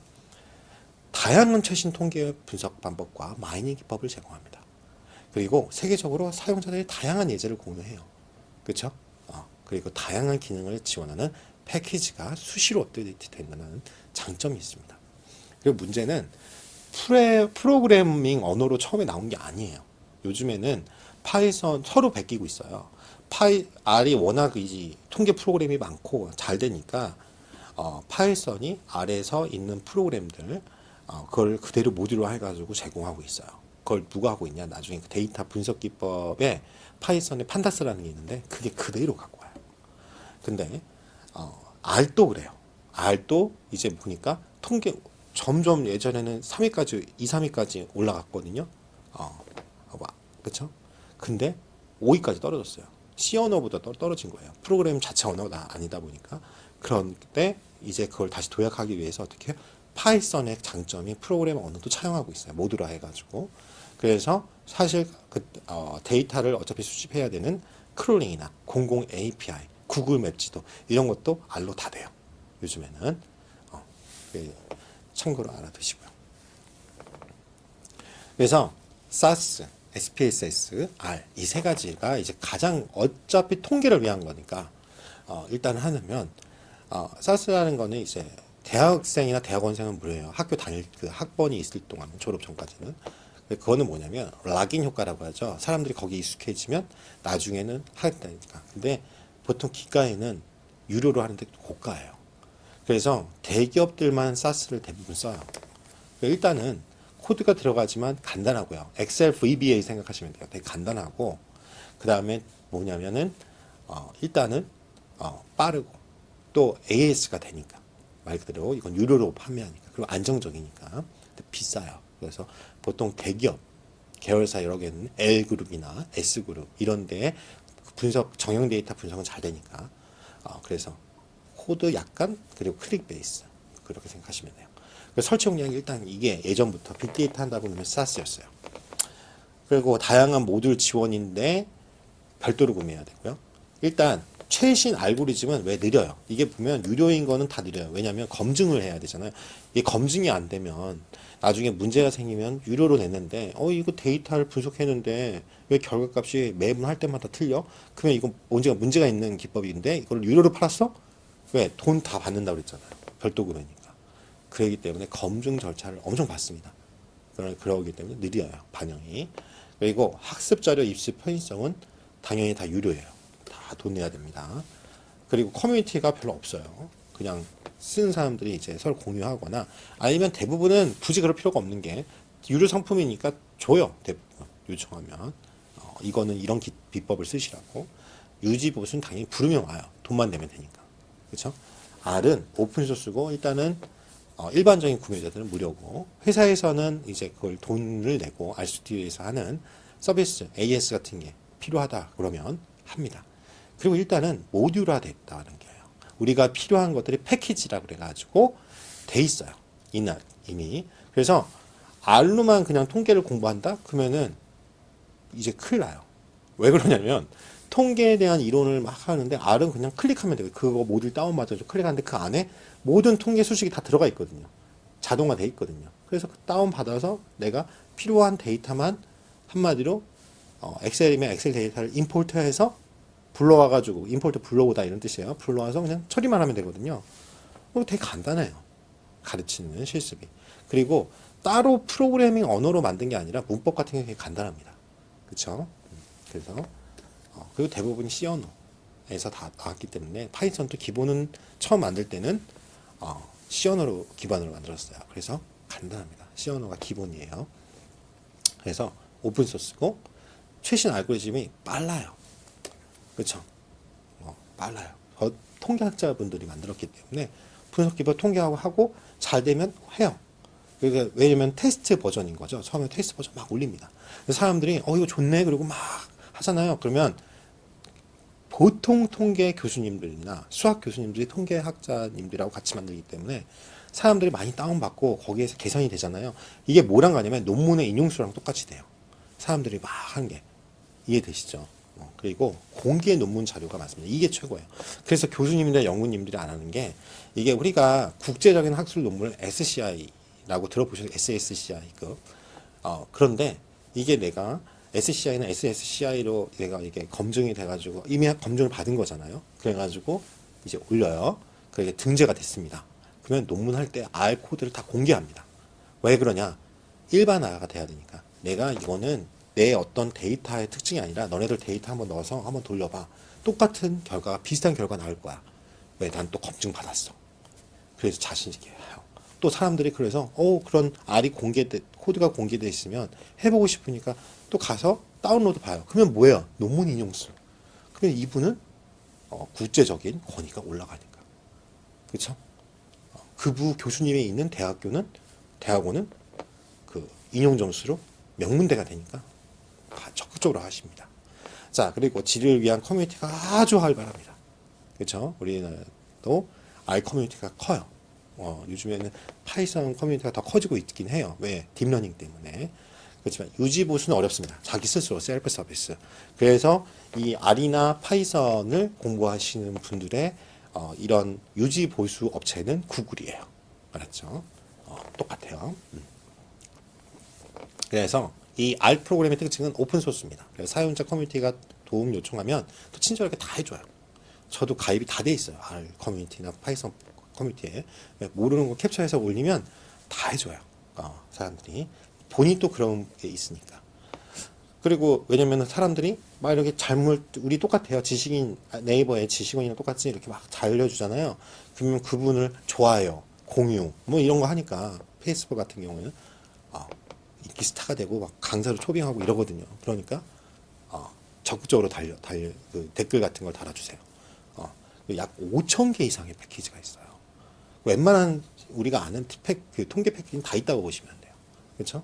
수시로 업데이트 됩니다. 그래서 욕심인 건 여러분들이 뭐 통계 쪽으로 가진 않으실 거지만 통계학은 아직 다 아니에요. 파이썬이 거의 들어가기 힘들 정도로 딥러닝 때문에 파이썬 하는데 거부감이 크세요. 그렇죠? 프로그래밍 언어다 보니까. 근데 여러분들은 지금부터 우리가 빅데이터 정보 보호잖아요. 그러니까 결국은 나중은 정보 보호를 하고 이 금융 쪽으로 혹시 가면 프로드 디텍션이라고 그래가지고 보호니까 그게 가장 많은 게 금융 돈이잖아요. 이런 쪽으로 많이 가시거든요. 개발자나 아니면 전산팀이나 그쪽으로 보안 쪽으로. 그럴 때는 파이썬을 대부분 쓰실 거예요. 요즘에 대세니까. 그렇지만 이걸 분석하고 할 때는 R이 편하거든요. 코드 갖고 있으면 그 코드를 그대로 사용하면 돼요. 약간만 수정해서. 그렇죠? 파인 튜닝이 굉장히 쉽습니다. 프로그래밍 언어가 원래는 아니기 때문에. 그리고 그래픽과 성능이 좋습니다. 일단 아직까지 상용 프로그램보다 월등하다니까요, 이게. 그렇죠? 그리고 시스템 데이터 저장 방식에 각 세션마다 시스템의 데이터셋을 저장해요. 매번 데이터 로딩할 필요가 없습니다. 이제 나중에 실습을 하다 보면 R 하고요. 우리가 마치 가상 버추얼 머신처럼 이렇게 작업 공간을 만들어줘요. 그래서 작업 공간 구축하는 걸 실습을 할 건데 그걸 구축하면 거기에서 자동 조정이 됩니다. 그러니까 우리가 뭐 엑셀이나 이런 거 여러분 뭐 한글이나 워드 써가지고 하면 몇 번 했는데 내가 저장 안 해가지고 이렇게 갑자기 렉 걸린다고 그러죠. 렉 걸려가지고 막 다 날리고 그런 경험이 있을 거 아니에요. 보고 쓰거나 다른 거 할 때. 근데 이게 한마디로 그래서 그런 걸 방지하기 위해서 뭐 10분마다 저장 이런 게 되잖아요. 이게 그런 식이 돼요. 자동으로 일정한 시간이면 자동으로 데이터셋이 저장됩니다. 그게 좋아요. 그래서 그걸 뭐 하냐? 명령 지금까지 내가 내린 히스토리를 다 저장해서 볼 수가 있어요. 그래서 그게 좋습니다. 그리고 일단은 가장 최고인 게 뭐냐? 왜 R이 한동안 2위까지, 2, 3위까지 올라갈 수 있었냐? 그렇죠? 그 이유가 모든 운영체제 호환성이 좋다 이거죠. 윈도우, 맥, 리눅스 다 사용 가능합니다. 설정 방법만 좀 틀리고요. 그리고 표준 플랫폼이에요. R이라는. 그렇죠? 그리고 객체 지향 언어. 그렇죠? 들어봤을 거예요. 객체 지향 언어예요. 그리고 함수 베이스입니다. 그렇죠? 함수를 정의해. 그 함수형 언어야지 뭐예요? 여러분, 데피니션으로 딱 정의가 돼야 모듈화를 할 수 있잖아요. 그거예요. 그래서 통계 기능뿐만 아니라 일반 프로그래밍 언어처럼 자동화하거나 새로운 함수, 사용자 정의 함수라고 합니다. 그래서 생성해서 사용이 가능합니다. 여러분들이 정의해가지고 할 수가 있어요. 이 R 프로그램의 특징 중에서 이제 객체 지향 언어가 갖고 있는 특징이 있죠. 그게 뭐냐면 사스나 SPS 회귀 분석에서 어떻게 쭉 결과를 다다다다다 클릭 가장 대표적인 게 SPS냐 논문 쓸 때 그렇죠. 일반적으로 많이 쓰는 게 일단 간단하고 코드가 거의 없고 그렇죠. 그냥 더하기 곱하기만 해요. 보통 통계 이론에 따라서 필요할 때. 그래서 회귀 분석을 한다. 그러면 딱 클릭하면 결과가 쫙 나와요. 그렇죠? 그래서 그걸 하나하나 여러분들이 나중에 그저 알하죠? 복사해서 워드나 이런 데로 붙여가지고 하나하나 분석 결과를 여러분들이 작성해서 나중에 그걸 보고서를 옮기거나 논문을 쓰던가 이렇게 하는데 R은요 추정 개수 각각의 표준 잔차다 결과값인 객체를 반환합니다. 코드 하나 칠 때마다 나온다 이거죠. 무슨 말인지 알겠죠? 그래서 필요한 부분을 프로그램에 선택해서 내가 어떤 것만 실행해줘 그러면 이렇게 블락하는 거 있죠? 드래그 해가지고 여기까지 블락해서 거기만 컨트롤 엔터를 치면 돼요. 그게 결과값 불러주라는 그 명령어인데 그걸 치시면 그것만 내가 원하는 것만 볼 수가 있다 이거죠. 왜? 객체지는 언어니까. 자, 그리고 함수형 언어여야지 모듈화가 된다고 그랬죠. 함수로 되니까 내가 막 구구절절 코드, 우리 C 언어 다 배웠으면 기초적으로 C 언어 치면 어떻게 막 다 한 줄씩 다 쳐야 되잖아요. 그쵸? 그리고 이제 그거를 이제 들어갈 때 각각의 주소 번지로 할 수 있는 뭘 해요? 포인터를 사용해서 이제 그거를 해결하잖아요. 근데 이제 함수가형 언어다 보니까 그냥 그게 여기서부터 여기까지 딱 정의돼 있고 그것만 내가 부르면 되잖아요. 콜해서. 그래서 더욱 깔끔하고 단축된 코드예요. 그쵸? 그리고 매우 빠릅니다. 코드 수행 속도가. 그리고 그래서 단순한 코드로 디버깅이 쉽죠. 아무래도 프로그래밍 언어만 해도 파이썬이 아무리 짧다고 해도 프로그래밍 언어기 때문에 기초적인 문법 교육만 보통은 2주를 한단 말이에요. 제가 외부 교육을 해도. 근데 이런 것들은 좀 적다. 그리고 병렬 프로그래밍으로 정하는. 그쵸? 이거 하면서 다른 것도 같이 할 수 있다. 이거죠. 전환이 더욱 용이합니다. 그래서 R 프로그램을 진짜 설치해 볼 거예요. 그래서 http://rproject.org에 여러분들이 접속을 하시면 좀 더 실습하겠지만 거기에 뭐가 있냐면 이 화면이 떠요. 그러면 새로운 버전이 나올 거예요. 거기서 이제 다운로드 R인데 여기 다운로드면 클랜이라는 데를 들어가게 됩니다. 이제 클랜이라는 데를 들어가면 이제 거기서 이제 나머지는 R 프로젝트에 대한 설명이 나오고요. 그래서 클랜에서 코리아 미러라는 데를 찾으셔야 돼요. 그래서 이렇게 여러 가지가 있는데 아무래도 첫 번째, 두 번째 이쪽으로 이제 보통을 가시면 아무래도 첫 번째 나올 사람이 습관적으로 이쪽으로 이런 데 간단 말이죠. 그러다 보면 이제 좀 오래 걸릴 수가 있어요. 사람들이 많이 안 찾는 저는 한 끝에서 두 번째. 그죠? 이쪽 헬스텍 SNU. 그죠? 서울대에 이제 뭐 보건과에서 이제 갖고 있는 이런 클랜들이 그쵸? 중심점이 있는데 거기서 이제 하시면 돼요. 공공의료라고 써 있네요. 자, 그래서 이 프로그램 설치할 때 여러분 유의해야 될 점이 있어요. 뭐냐면 여러분 실행을 그냥 하고 실행을 하지 말고 다운로드 하길 바래요. 예전에 실행하다가 안 될 경우도 예를 다시 또 다시 다운받고 다시 거기 실행창을 해가지고 해야 되니까 제가 원하는 거는 여러분들이 어떤 특정한 장소에 딱 저장해 놓고 하는 게 좋아서 다른 이름으로 저장해서 다운로드를 하시길 바래요. 그리고 여러분들이 실행할 때 왜 이걸 하냐면요. 환경이 좀 다를 수가 있어요. 윈도우 7도 같은 윈도우여도 윈도우 10 그쵸? 프로도 있고 홈도 있고 이러잖아요. 그러다 보니까 어떤 버전을 여러분들이 예를 들어 요즘엔 다 곱하기 64비트 윈도우 10인 경우에는 거의 이제 이쪽으로 나오죠. 근데 32비트도 있단 말이에요. 근데 같은 제가 왜냐면 만든 게 여러분들이 스스로 만들면 상관이 없거든요. 근데 제가 어떤 소스 코드를 주잖아요. 근데 이게 만든 환경이 다르잖아요. 그쵸? 저 같은 경우 윈도우 환경을 만들었는데 이걸 맥에서 돌린다. 여러분 컴퓨터가. 그러면 이제 안 될 코드가 희한한 언어로 나오던가 아니면 실행이 갑자기 멈추거나 아니면 그림이 그쵸? 팝업 창이 안 뜨던가 이런 게 있어요. 실제로도. 그래서 오른쪽 이렇게 실행할 때 제가 보여드리겠지만 관리자 권한으로 이제 오른쪽 마우스 하면 관리자 권한으로 실행하게 되면 한마디로 우리 배웠는지 모르겠어요. 리눅스 커널이나 어떻게 해요? 루트 계정으로 들어가는 거나 똑같아요. 그래서 관리자 권한으로 실행을 선택하시길 꼭 하시길 바랍니다. 그리고 한국어 분석을 많이 한다. 그렇죠? 근데 보통 저도 그래요. 한국어로 지정 설정을 많이 해요. 왜냐면 한국어로 이렇게 주석을 달다든가 설명 같은 거를 코드에다 심어 놓기 때문에 합니다. 원래 R 프로그램 자체 교육을 하게 되면 제가 일일이 다 치거든요. 여러분들 아시다시피 프로그래밍 교육할 때는 그래야 여러분들도 따라치니까. 그렇지만 우리 시험 자체는 결과 값을 해석하는 게 중요하고 그렇기 때문에 이번에는 소스 코드랑 모든 거를 다 공개를 했어요. 그래서 그냥 코드 설명문 어차피 있으니까 중요한 것만 하고 결과만 설명하는 식으로 실습을 해볼 테니까 여러분들 한번 돌려보시고 또 내가 만약 R도 또 분석으로 좀 전문적으로 하려고 그러면 아시다시피 프로그래밍 언어 공부하듯이 듀얼 모니터를 사용한다든가 윈도우 10일 경우는 이렇게 반분할이 되잖아요. 그래서 왼쪽에다가 창을 또 띄워놓고 여러분들이 실제로 한번 코드를 치는 걸 강추합니다. 그 다음에 이제 R은 기본적으로 깔려 있어야 돼요. 제가 이거를 실습이나 어제 단체 집체 교육을 하잖아요. 문제가 뭐냐면 R 스튜디오만 깔아 놓은 거예요. 이건 편집기예요. 그렇죠?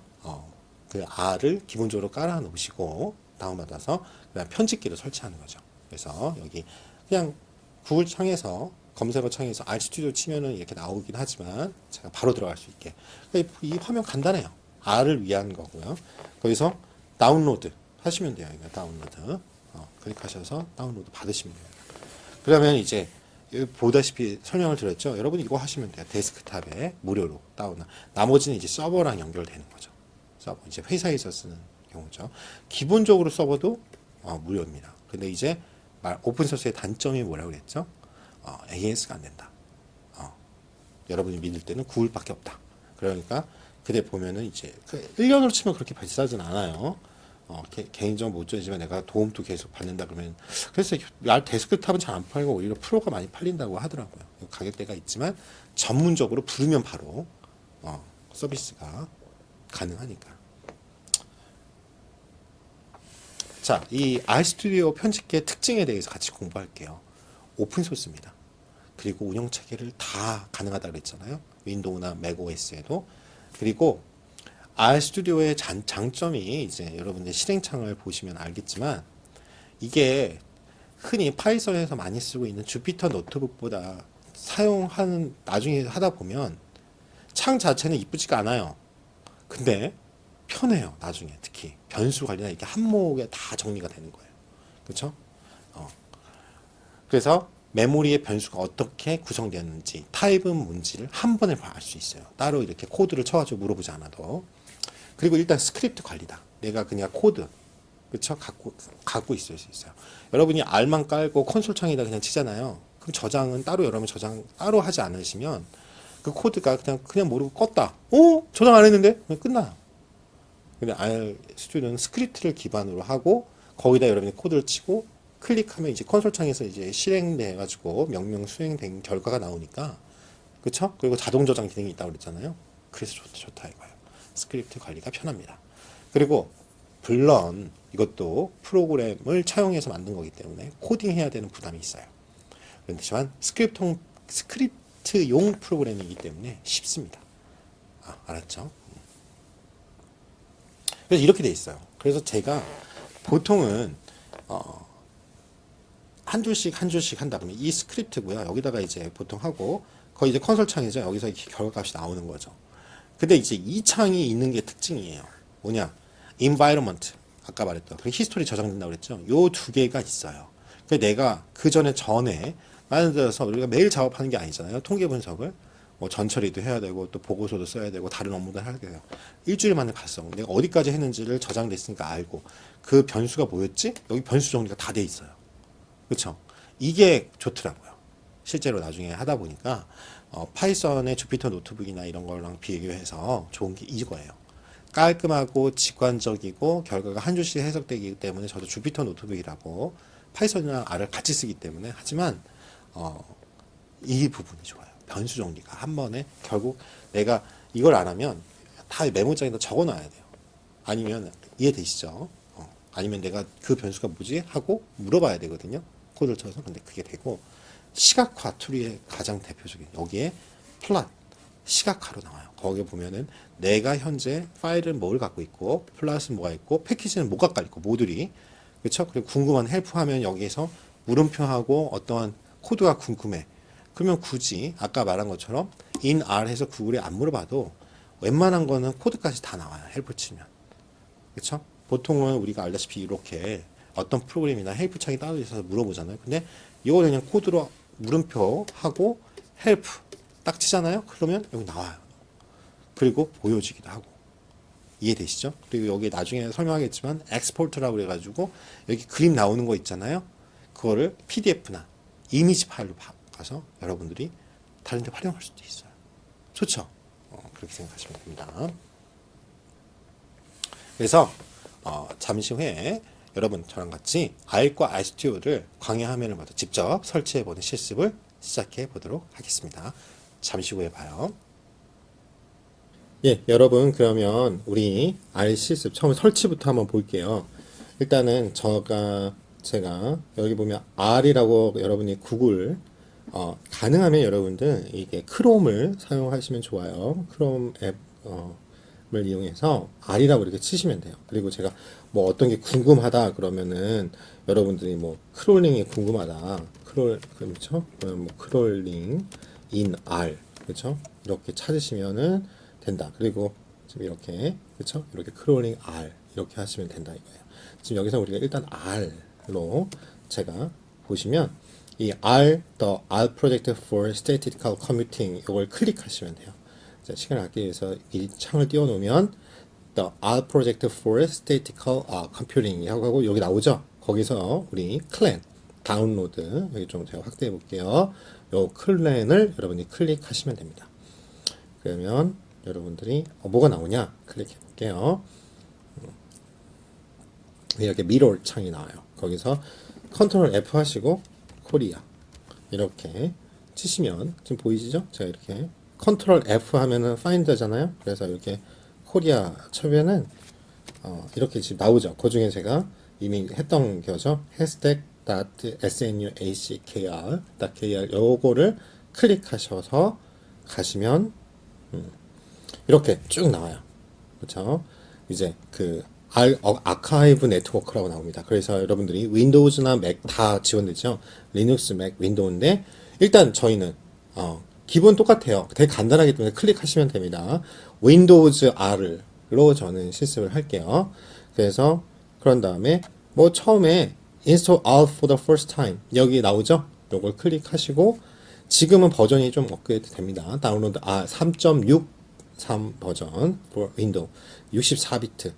지금은 32비트면 이게 다운 좀 적은 걸로 하셔야 돼요. 그래서 should I run 32bit or 60bit R? 그래서 이쪽 가셔가지고 32비트 클랜 그 나머지 릴리스 된 거 있죠? 요거를 찾으셔야 되고요.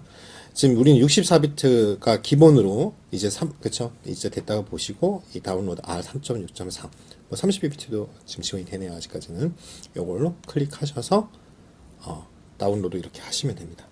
자, 이게 지금 되는 걸 보이시죠? 저는 일단 가서 필요가 없기 때문에 다시 또 멈출게요. 지속. 저는 깔려 있으니까 여러분 이렇게 해서 R 여셔가지고 클릭하시면 됩니다. 맞죠?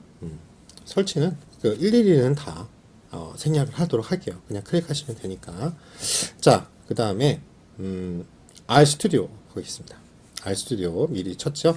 이게 누가 자꾸 수상한 저한테 로그인 하네요. R 스튜디오 똑같이 하시고 R 스튜디오 오픈 소스 앤 프로페셔널 소프트웨어 for 이렇게 나오죠? 여기 클릭하시면 이렇게 R 스튜디오 창이 나옵니다. 그쵸? 여기서 쭉 가셔서 이 서버 프로가 있고 커넥션 있고 이렇게 나와 있습니다. 조금 창이 바뀌었네요.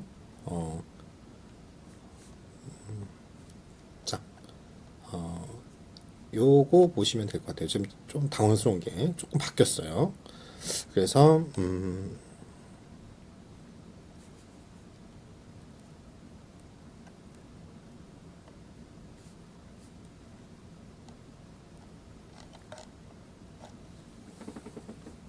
이 다운로드 보이시죠?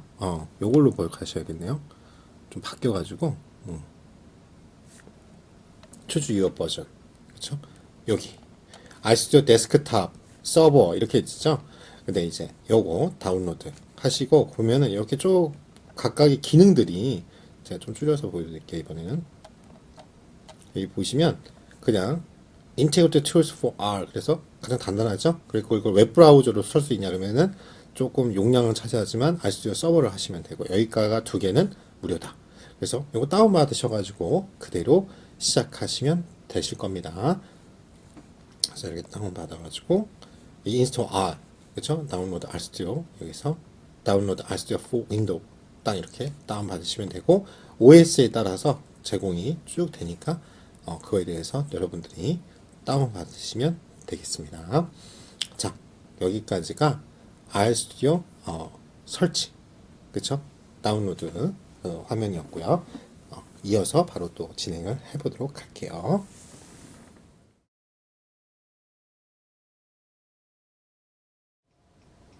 자, 이제 R과 RStudio 작업 환경 구축에 대해서 같이 공부해 보도록 하겠습니다. 먼저 RStudio를 실행하겠습니다. 프로그램 그룹에서요, RStudio 항목을 찾아요. 그래서 항목 안에 RStudio를 클릭해서 실행합니다. 그래서 관리자 권한으로 실행을 하세요. 반드시 그거 기억하시라고 그랬죠. 그 다음에 작업 환경을 용이하게 변경해주는 방법이에요. 그래서 뭐냐면 상단의 Tools, 그쵸, 메뉴에서 글로벌 옵션스를 여러분들이 클릭하시게 될 겁니다. 그러면 RStudio를 설정합니다. 그러니까 이제 여기 툴스에 가면 글로벌 옵션이죠. 거기에 제너럴이 있어요. 그러면은 내가 실행한 R 버전을 여러분들이 확인합니다. 그리고 거기에 이렇게 물결표가 나오거든요. 버전 하단에 거기에 여러분들이 윈도우상, 지금 저는 윈도우를 기준으로 일단은 할 거예요. 홈 디렉토리, 그렇죠? 거기에다가 하시면 될 것 같습니다. 그리고 이제 코드라고 그 밑에, 그러니까 일반 환경은 제너럴 말고 이제 코드는 너가 뭘 할 거니, 언어 저장 방식이에요. 그래서 세이빙스 탭을 가셔가지고 뭐냐면 이쪽 가시면 돼요. 우리가 일반적 유니코드이죠. 전 세계 표준인 유니코드로 저장을 합니다. UTF-8로 디폴트, 즉 기준이 되는 인코딩을 UTF-8로 여러분 설정하겠습니다. 그 다음에 이제 외관 보여주는 거죠. 처음에 하면 하얀색이에요. 근데 여러분이 pane layout, 그쵸? 그쵸? 이거는 어떻게 할 거냐? 여러분들이 원하는 걸로 environment는 어떻게 할 것이며, 뭘 여기 안에 어떤 내용물들이 할 거예요. 그냥 디폴트 상태로 그냥 보통은 여러분 놔두시면 돼요. 화면상의 글꼴 같은 경우나. 그리고 apply 하시면 되고요. 그런 다음에 또 페인 라이언의 appearance를 보면은 여러분들이 여기 에디터스 theme이라고 있죠. 테마를 여러분들이 보기 편한, 이거 검정색, 드라큘라 같은 경우도 좀 많이 썼던 거거든요. 이거 하면 이제 화면이 검은색, 그리고 이제 나머지 색깔로 나와요. 이런 식으로 여러분이 원하는 거를 이렇게 한 번씩 클릭해서 보시면 이렇게 미리 보기가 되니까 그거 보고 여러분들이 apply해서 OK 누르시면 됩니다. 다음, 결국 이게 중요해요. 여러분이 저희가 기본으로 R Basic이라는 이름으로 프로젝트를 생성해 볼게요. 그러면 이제 요 란이 있습니다. 요 라인, 여기 Environment History Connections 이쪽 위에 지금은 아무것도 프로젝트가 없어요. None이라고 되어 있는데요. 여기를 프로젝트를 클릭하셔서 New 프로젝트를 클릭하시기 바랍니다. 그러면 프로젝트 경로를 여러분들이 설정을 하는 거예요. 그래서 New Directory를 클릭해서 새로운 위치에 프로젝트를 생성. 여러분이 원하는 대로 하시면 되고요. 그래서 R 베이직 폴더를 하나 만드시고요. 여러분 프로젝트 상위 폴더가 될 거예요. 거기다가 폴더를 만드시면 됩니다. 그런 다음에 기본 저장 장소가 여러분들이 윈도우 내에서 여기 보시면 R 프로 이거 브라우즈를 클릭해서 변경을 해주시면 돼요. 그러지 않으면 그냥 R 베이직에 있는데요. 클릭하셔가지고 여러분들이 하시면 될 것 같아요. 그리고 여러분 저는 지금 그냥 예전에도 그냥 데이터가 있고, 그렇죠? 어떤 여러분 소스 코드 있잖아요. R 스크립트 되는 그 소스 코드가 있고, 그 다음에 결과창, 그걸 아웃풋이죠. 이것들이 나온 걸 그냥 하나에다가 그냥 다 했거든요. 그러니까 처음 연습할 때는 그렇게 하지만 나중에 이제 여러분들이 다 모을 때는요. 그러니까 저도 이렇게 보여드리겠지만 소스, 데이터, 아웃풋이랑 폴더를 따로 만들어서 관리를 해요. 그래서 나중에 소스만 필요하다 그러면 소스창 가가지고 정리를 한 거죠. 구조화해서. 근데 이제 한참 연습하거나 자주 쓰는 것들은 빼놔요. 그렇죠? 그렇게 해놓고 나중에 정리가 다 끝나고 더 이상 안 쓰면 여기 이렇게 다 분류를 해서 저장해 놓는다 이거죠. 나중에 필요하면 제목만 봐서 찾을 수 있게. 그렇죠? 그 데이터가 필요한지. 그러지 않으면 다 일일이 봐야 되잖아요. 그렇죠? 그래서 RStudio 강의 화면을 보면서 우리 한번 직접 작업 환경 구축을 설정해 보도록 하겠습니다. 잠시 후에 봐요. 자, 이제 그러면은 R이랑 RStudio가 이제 우리 이제 다운로드해서 다 깔려 있잖아요. 그러니까 이제 여기 보시면 윈도우 표시 옆에 검색창 거기서 RStudio 다 안 쳐도 자동 완성이 돼서 나타나요. 예, 앱이 이제 RStudio 나왔죠? 그때 주의할 거 뭐였죠? 오른쪽 마우스 클릭 그러면 관리자 권한으로 실행 꼭 하시라고 그랬죠. 왜? 여러분이 다른 소스를 만약 임포트해서 읽어가지고 파일을 할 때 에러가 안 뜰 수 있어요. 저는 이제 강의 촬영을 많이 하다 보니까 폰트 사이즈 좀 크게 했어요. 그럼 이런 폰트 사이즈나 이런 것들을 어떻게 조절하냐? 글로벌 옵션을 가면 된다고 그랬죠.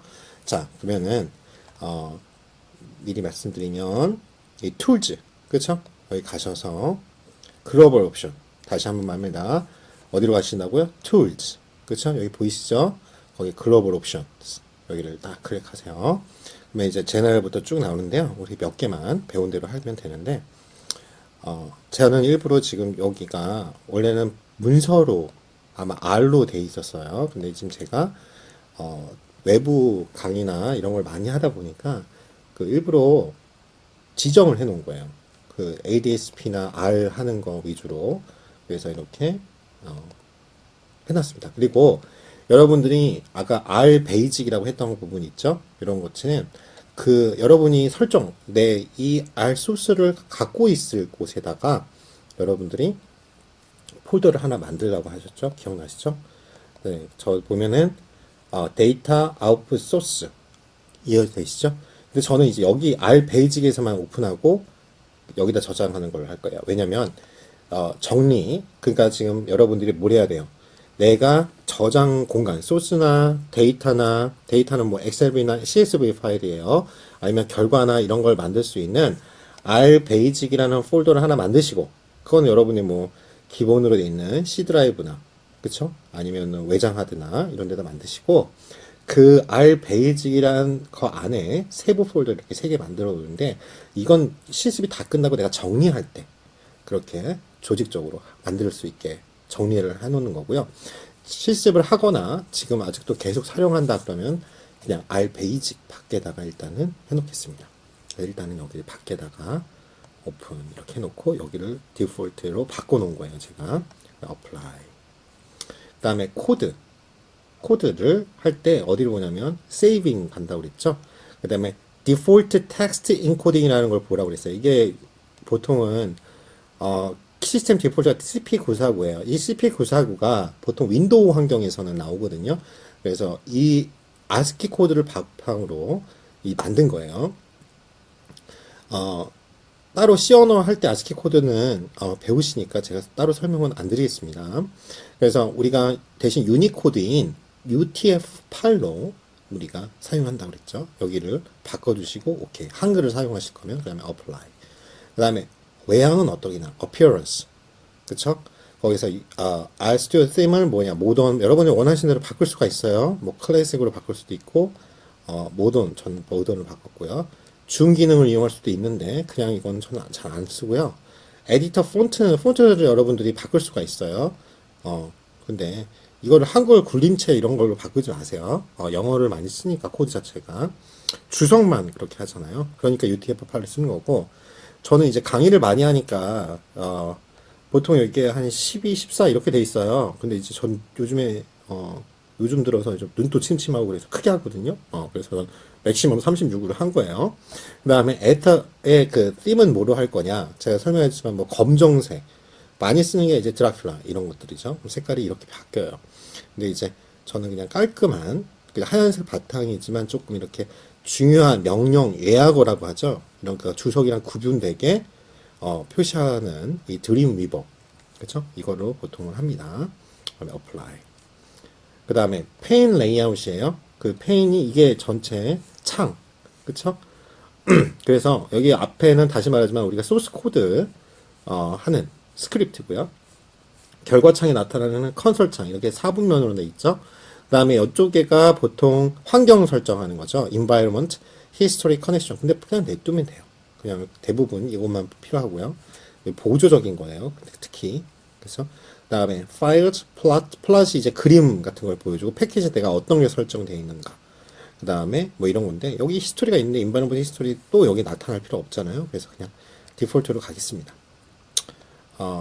패키지는 놔둬도 되고요. R 마크다운이라는 거는 이제 마크다운 마치 노트처럼 우리가 이거를 엑스포트 해가지고 하고 또 아니면 HTML로 그냥 올릴 수도 있어요. 그래서 그거는 나중에 기능을 여러분들이 R 공부하면 이제 R 마크다운 in R 그쵸?